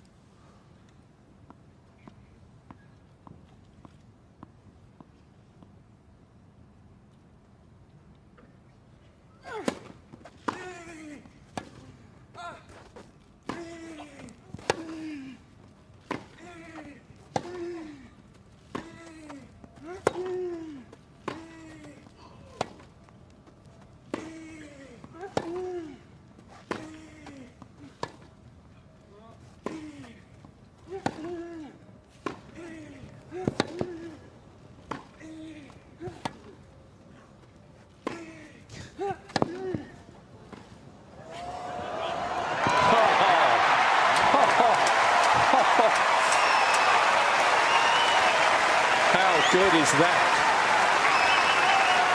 24 shots and finishes with the drop shot. First game, final set.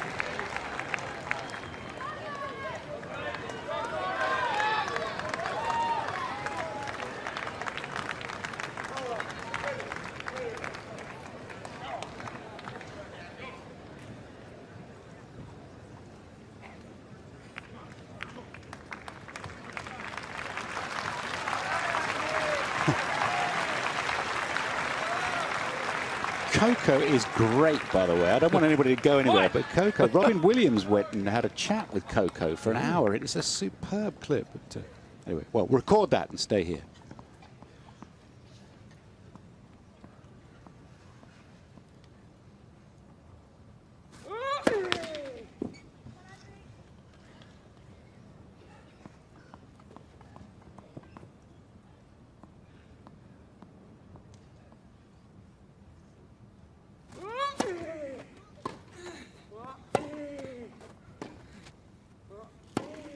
Not quite. 15.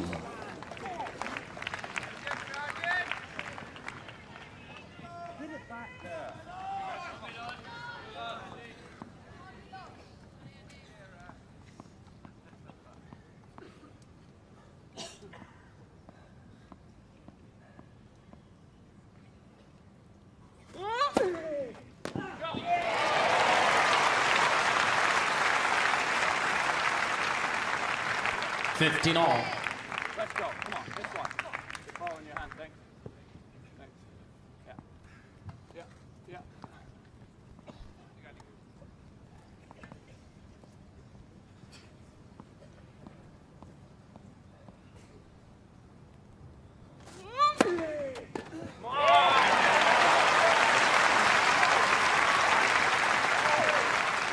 Putting down the hammer 30-15. just as he did at the beginning of those other third sets I was mentioning.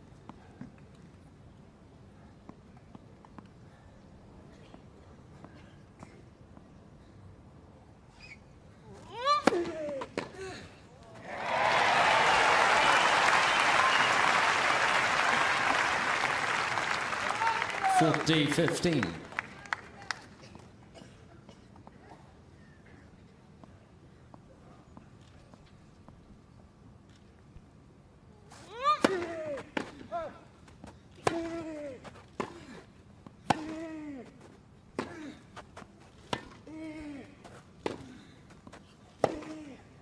Second one of those in the tram lines this game.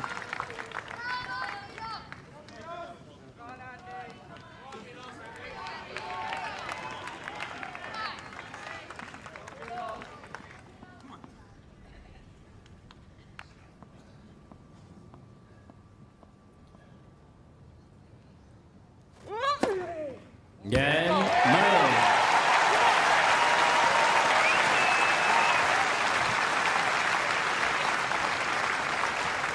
New balls, please. Ball change. Murray leads. 2 games to love. In the first game, where Murray broke Raonic in this deciding set, 6 points played. Raonic made 2 first serves and won both of those. Coco the Reguillo talks to people. It's on BBC Two now. But we're staying with this tennis, as Sue was saying. Superb, that is. But when he misses his first serve, Murray all over it. Does he slow his first serve down? We'll have to see. He's got to get back on a holding track here. Oh!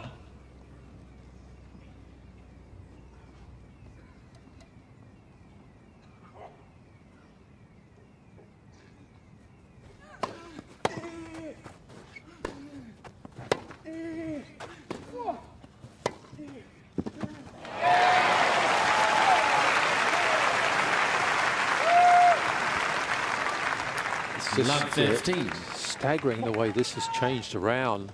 I think it all stems from the fact, when obviously when Raonic lost that service game, the first one he's lost this tournament, I think just some doubts crept into his mind. He's not picking the spots as well on his serve anymore. Murray is over everything. It's amazing how it's changed around. I mean, even that one he missed, 15. but he's getting his racket on almost every ball now. It was such a difference from that first set and a bit where, you know, the aces were flowing and Murray was getting frustrated. It's a lot of this has got to be psychological.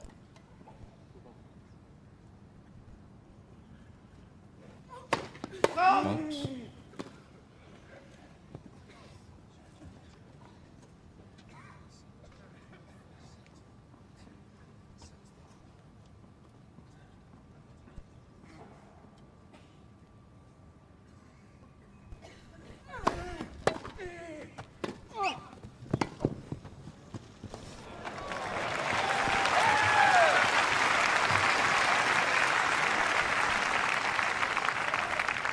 $30-15.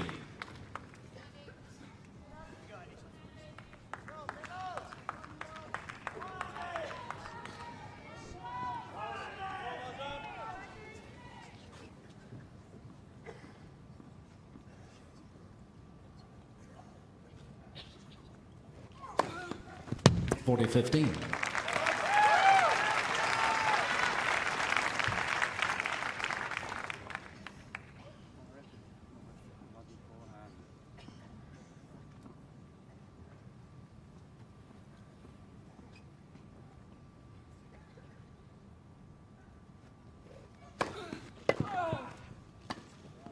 Game, Raonic.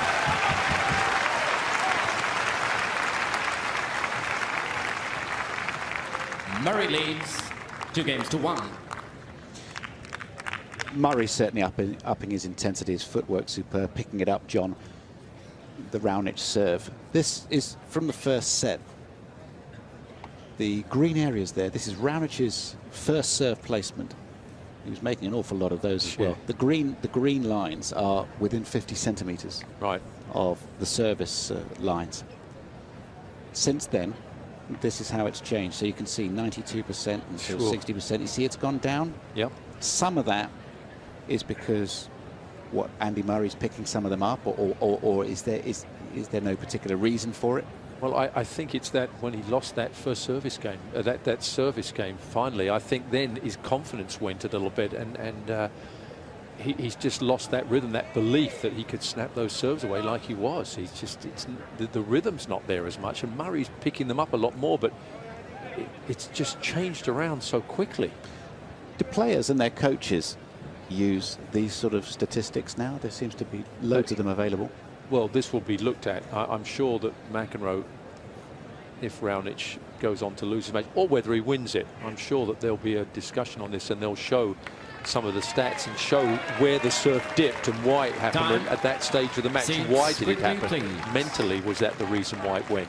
Did you lose your confidence a little bit? You know, you can't do that, particularly when you're playing someone like Andy Murray.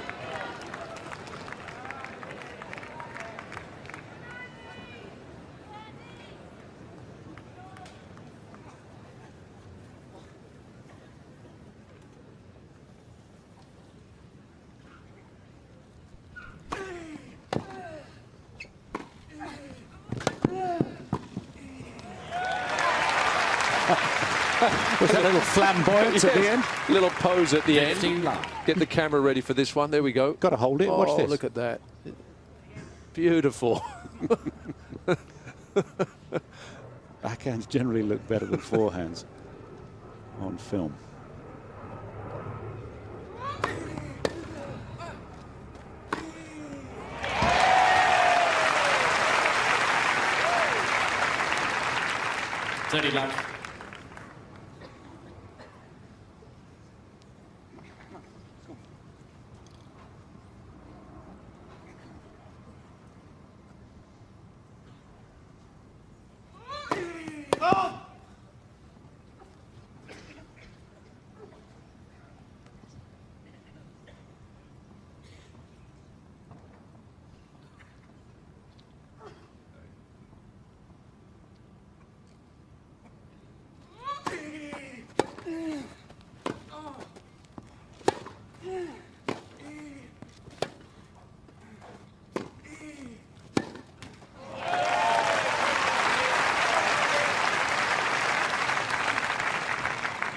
Love.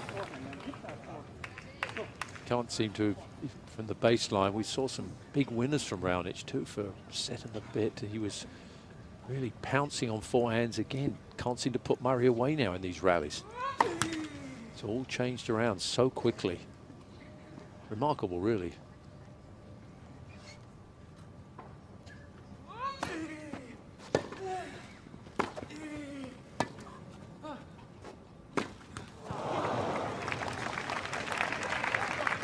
$40-15.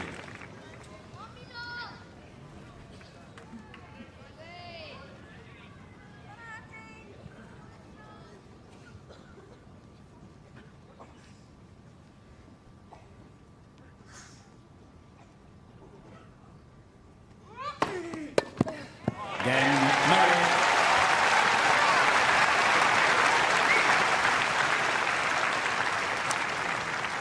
Murray leads 3-1. Murray has won 9 of the last 11 games from being a set down and 3 love with a break. One missed volley by, what, a centimetre? Yep. From Milos Raonic that would have brought him a hold. Went on to lose that game. All change.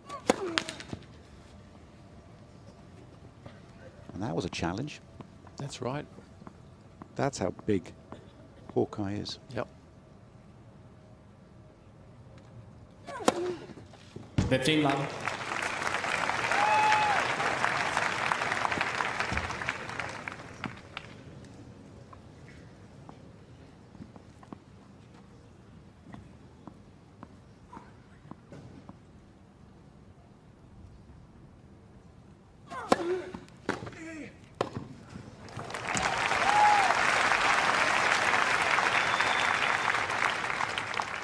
30 love.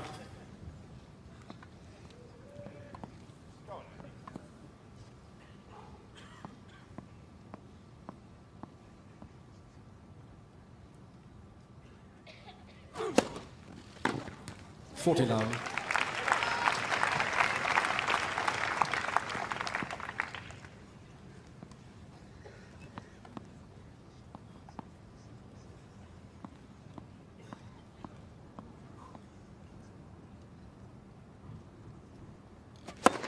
Let's first serve.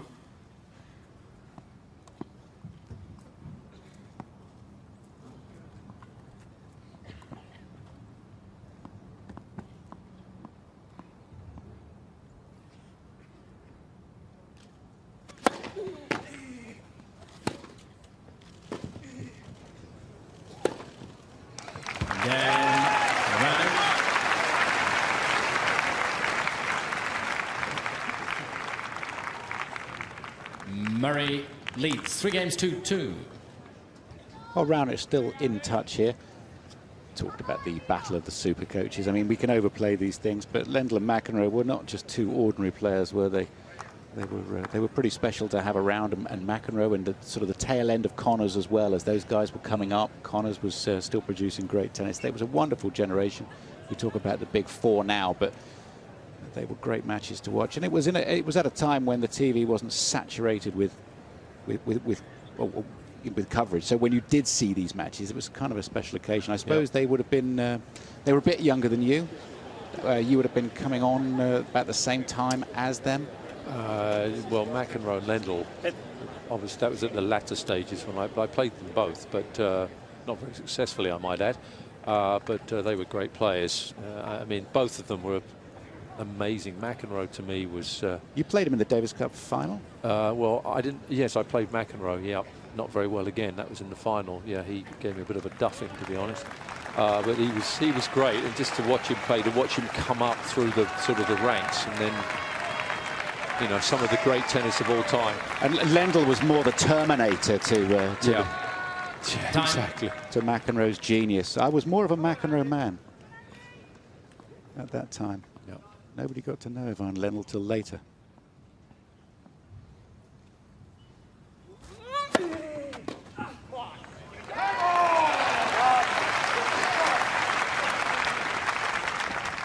The 15 love.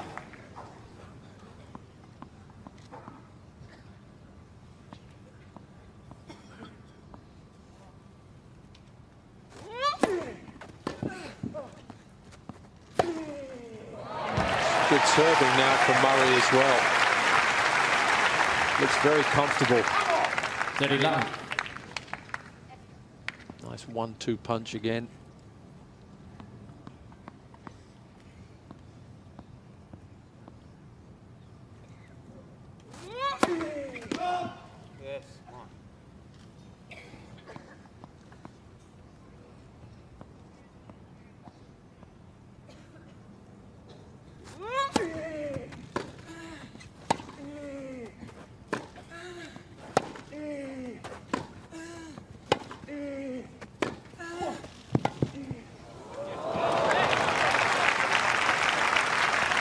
He hasn't won one of those for a while, Raonic, from the back. 30-15.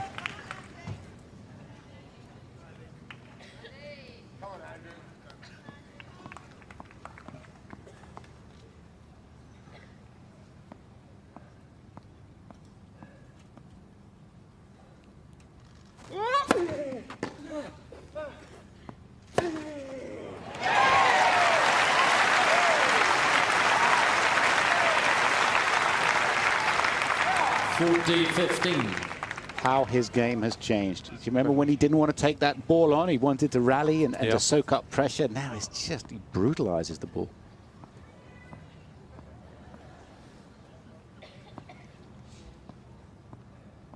Pat Cash in the background.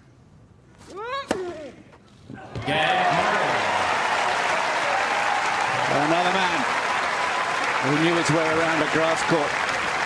Murray, after a couple of hours of play here, closing in on a fifth title. Leads 4 games 2-2. Nobody has won a 5th title here. It's an extraordinary record. Players do love records. I mean, he'll be so eager to get this.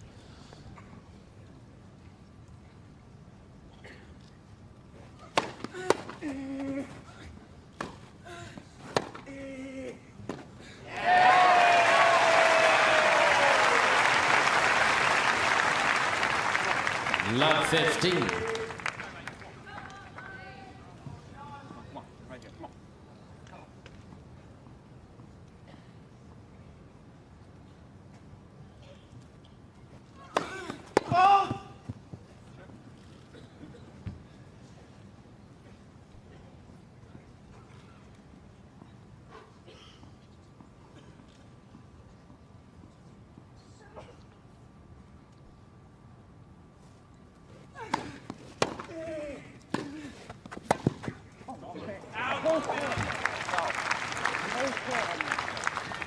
And 15 all.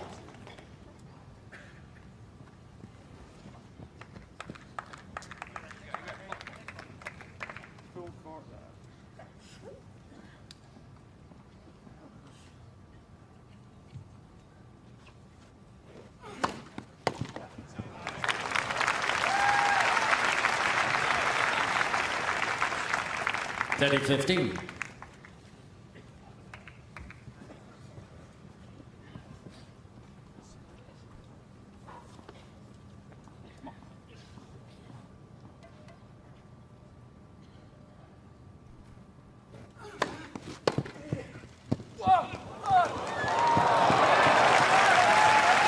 Gorgeous volley.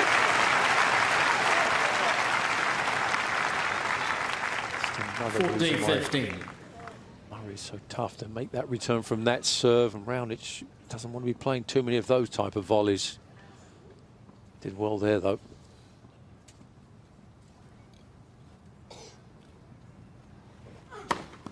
Game Raonic.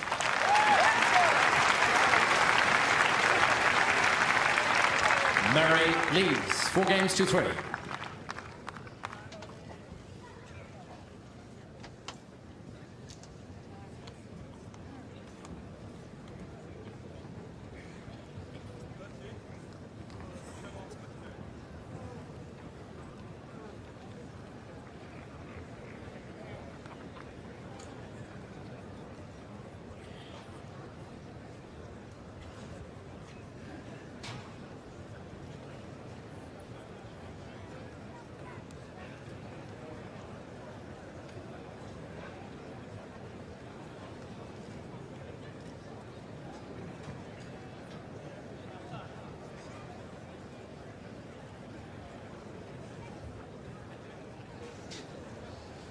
Indeed, and the task coming here certainly was to win the title, but it was just to find some form on the grass courts ahead of the championships at Wimbledon, and the first match played him into some real form. It was a tough one against Nicolas Mahut, who won in Holland, actually only on Monday.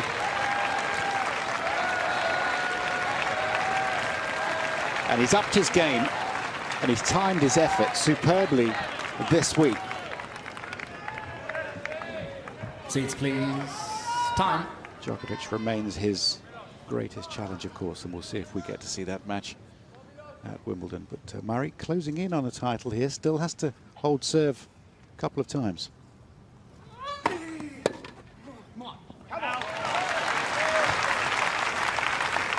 15 love.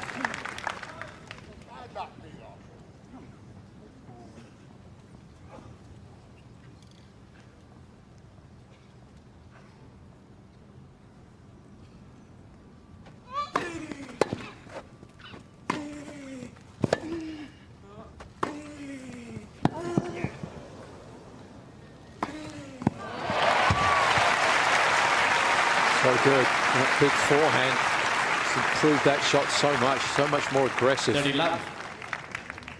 That set himself up for the topspin volley, drive topspin volley.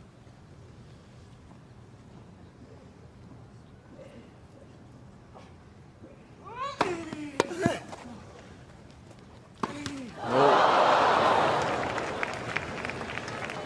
30-15.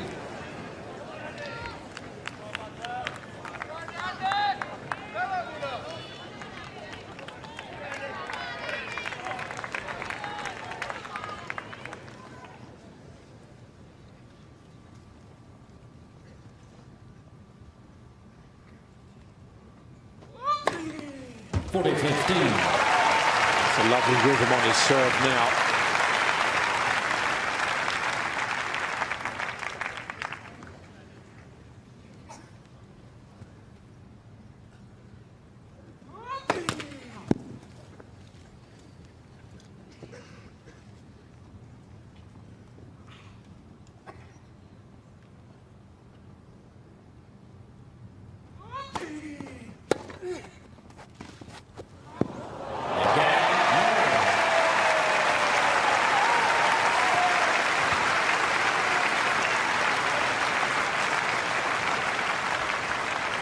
Murray leads. Variation. Seen 5 games to 3. a lot of the power in this last game with the serves and the big forehands, and there's the feel that he has. He's just got it all.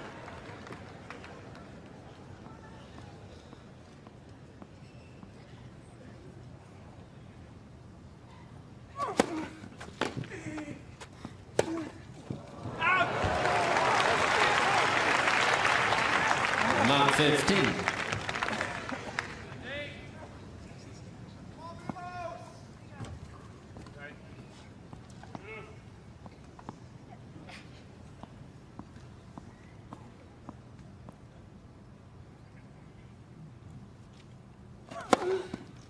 $15.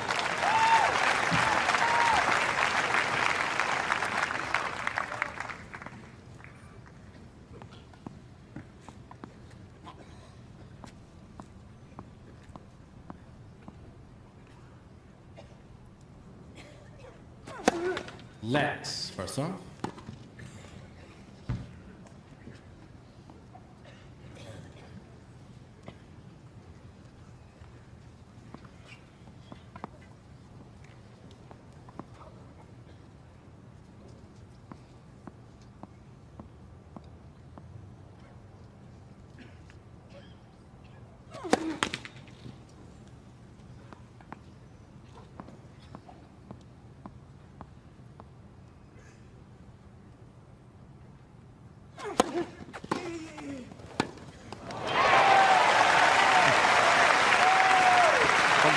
Miles an hour that second serve, and Murray just sort of took it on the rise as if it wasn't even there. Again, that's the speed of a lot of players' first serve.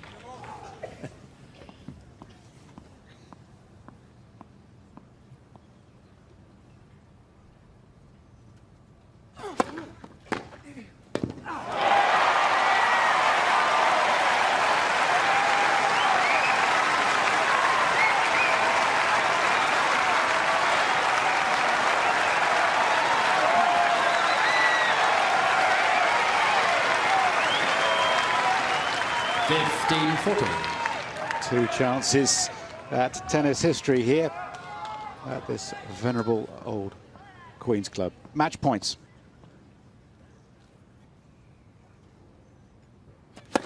Lex first serve.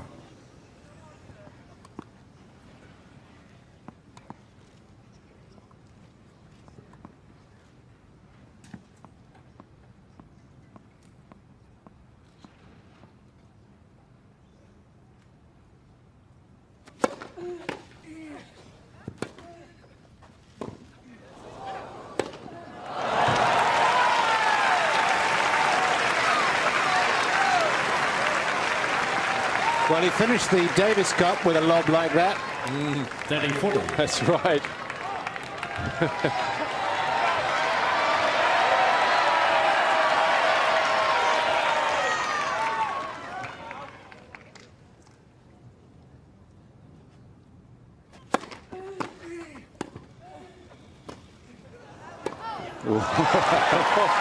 He's not an easy person to get over the topspin lob.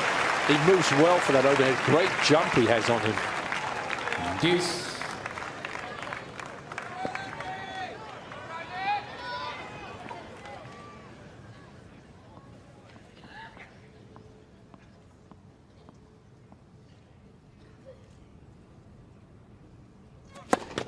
Let's first serve.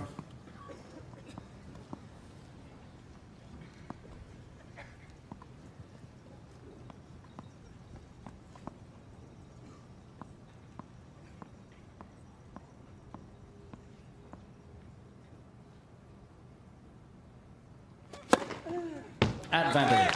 Raonic.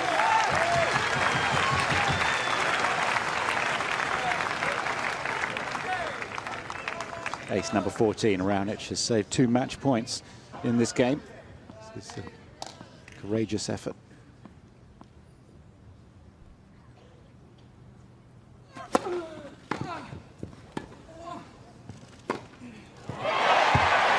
No love this time, but drive down the line.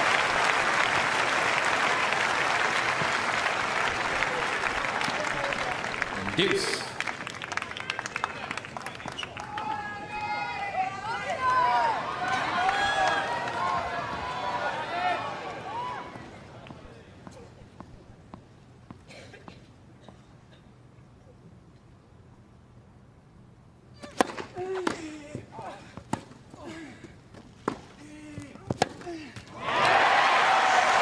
And the backhand drive brings another match point, a third for Andy Murray.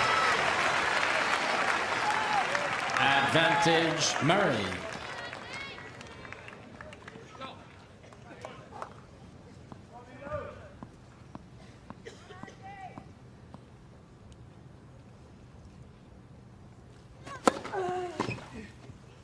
And that's it.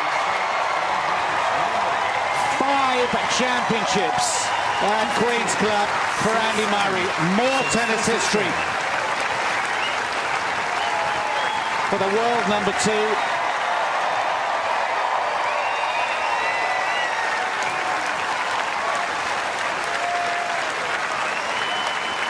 So much achieved in the game, but to win in front of these fans for a 5th time is certainly another feather in his cap. And to break Milos Raonic on a grass court 4 times in one match, give him another gold medal. Raonic will reflect on the fact that he was a set and a break up and he missed a volley by 1 centimetre. Simple as that. And those are the margins at this level.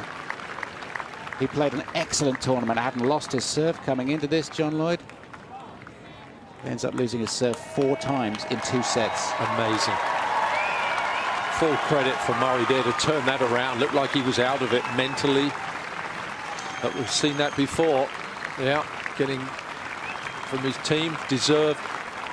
Congratulations. Is Lendl gone? I think he's left already. Yeah. Yeah. Well, the week started with that big piece of news that Ivan Lendl was back with Andy Murray, the man who was alongside him for so many of the great triumphs. And they found the winning form straight away. Jamie Delgado has been very humble in his acceptance of this of the shape of the team now as well. But he looks well set. Shame it finished with that. I know what was coming after that. It was going to be a lob. Yeah, 3rd time in a row. Yeah, he would have kept on going on with that tactic until he made it. Fine performance though, really. Looked like he was out. Really did. Number 9 in the world, Milos Raonic. In the race, he's 6th, which means he's had the 6th best year of anybody. It's results from January. And a high of number 4 in the world. He's done a lot before, and he's going to be a handful for someone at Wimbledon, where he's been a semi-finalist. Excellent tournament from Raonic, who has introduced McEnroe to coaching on the tour. Reintroduced him.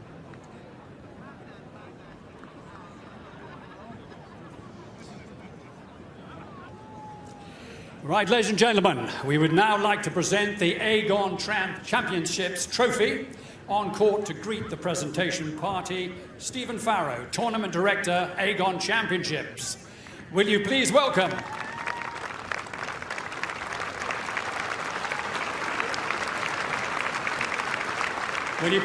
ladies and gentlemen, Alex Vinance, Group CEO, Aegon.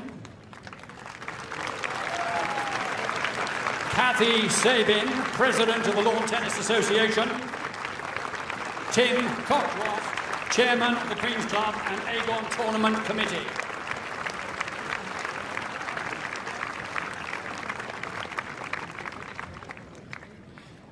First of all, our runner-up to receive a magnum of Moet Chandon champagne, presented by Stephen Farrow, and the runners-up trophy by Alex Vinance, Group CEO, Aegon. Our runner-up, Milos Raonic.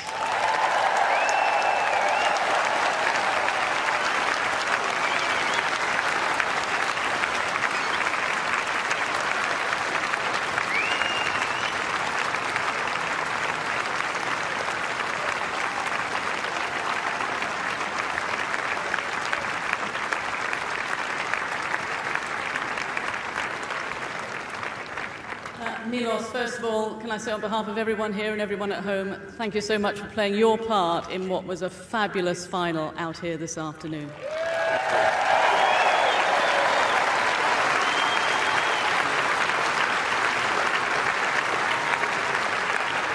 I think when Andy turned it around in that second set, I mean, where do you serve against someone like him? Try to go through him. maybe I can blow a hole through his stomach next time, but we'll try. No, but congratulations to Andy for winning this tournament for a 5th time. I'm sure it's not nearly as special as your first Father's Day, so happy Father's Day as well.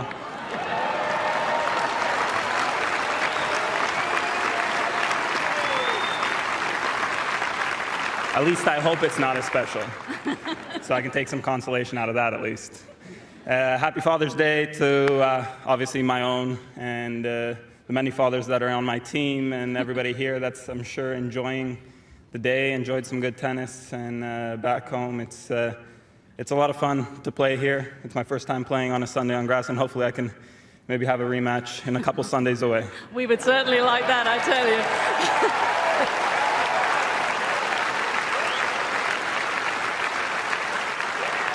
You said after Paris you came here, you wanted to play forward, to play more attacking. John McEnroe's in your corner. You must be, you know, I mean, I didn't win today, but I must be pleased with the way you are playing on this surface. Yeah, I'm feeling pretty good out here. It's good progress that I've made throughout this week. I've improved each and every day. I gave it my all today. Wasn't enough, but hopefully I can keep making progress over this next little time that I have and be up there playing my best come a fortnight. We wish you all the best for that, and once again, congratulations, Milos Raonic.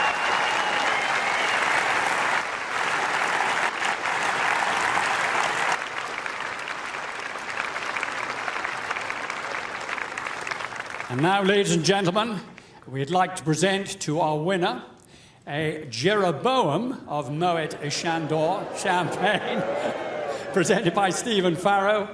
And, of course, the Aegon Championships Trophy, presented by Alex Vinance, Group CEO Aegon, our Aegon champion, 5-time Andy Murray.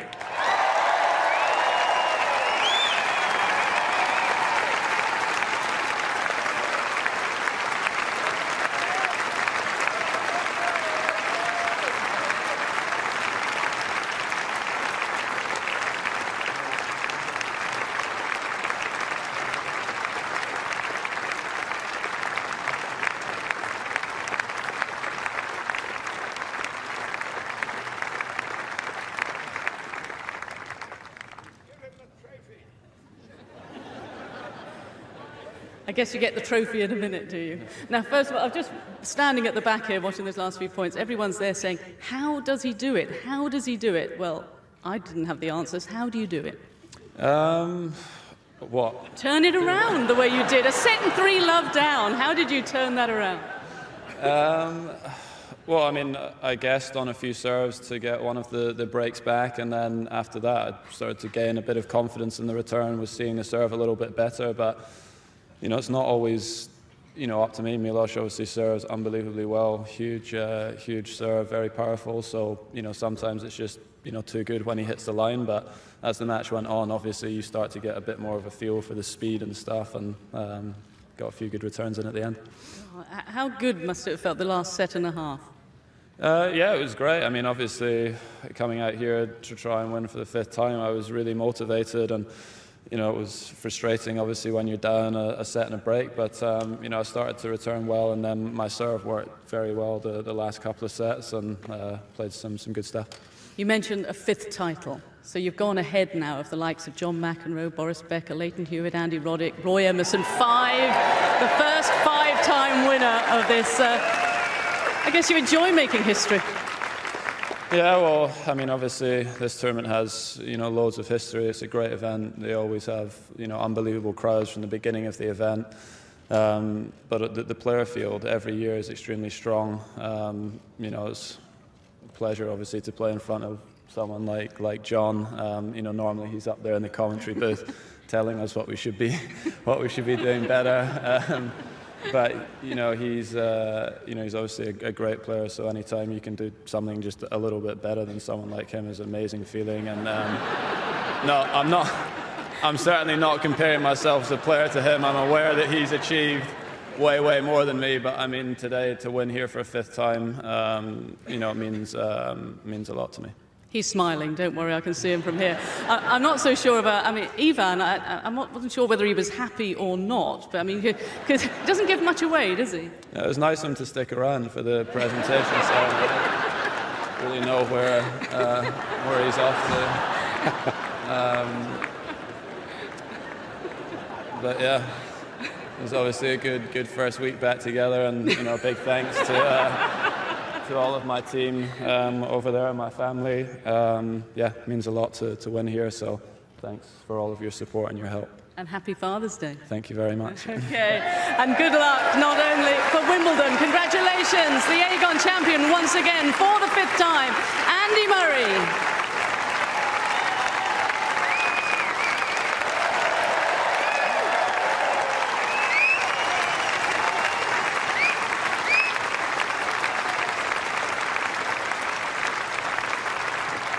So a 5th time that he's raised the trophy above his head here at Queen's Club.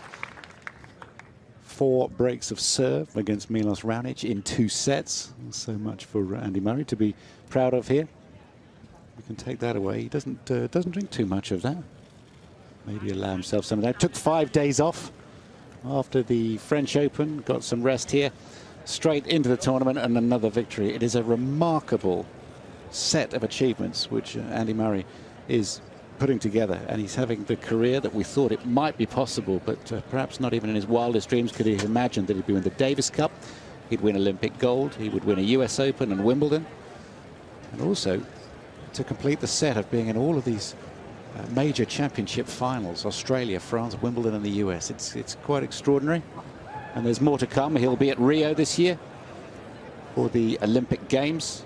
And there's that Davis Cup tie against Serbia after Wimbledon as well. So great times for Andy Murray. And a 2nd title this year after winning in Rome, one of the most prestigious clay court titles, where he didn't lose a set and beat Djokovic in the final. So another great year for a great champion. And I've said it before and I'll say it again, we're lucky to have him. He knows how to dig deep, and he certainly knows how to compete. And when he concentrates 100%, there's only one man that can match him, and you know who that is. And we'll see if that is the Wimbledon final when that championships gets underway. It's likely, I think, from what we've seen.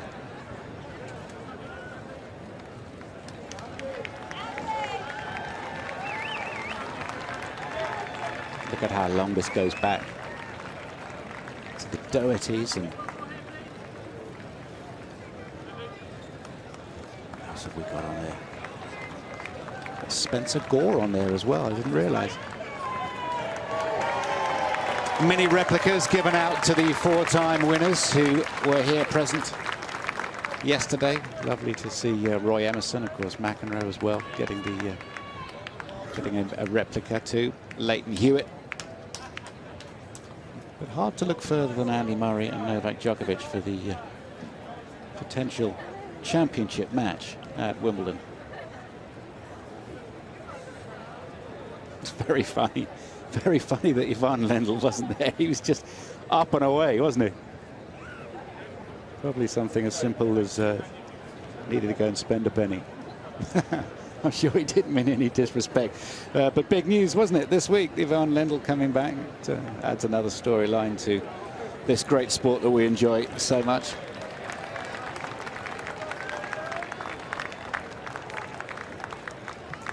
When the concentration was there for Andy Murray, there was only one player in it against Kyle Edmund, who did himself proud this week with that win over Gilles Simon. Murray upped it in the 3rd set. Baron Cilic was the same thing against Mahou. He was set point down in both sets 1 and 2 and came through that match against a bona fide grass court player. And that's the big East stand that will be deconstructed over the course of the next week or so. Just showing the trophy to them.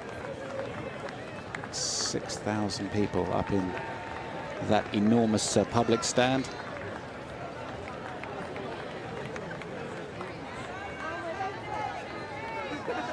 It was suggested by some earlier on this week that he wasn't appreciated quite as much as he ought to be. I can't imagine why that would be anybody's thoughts, really.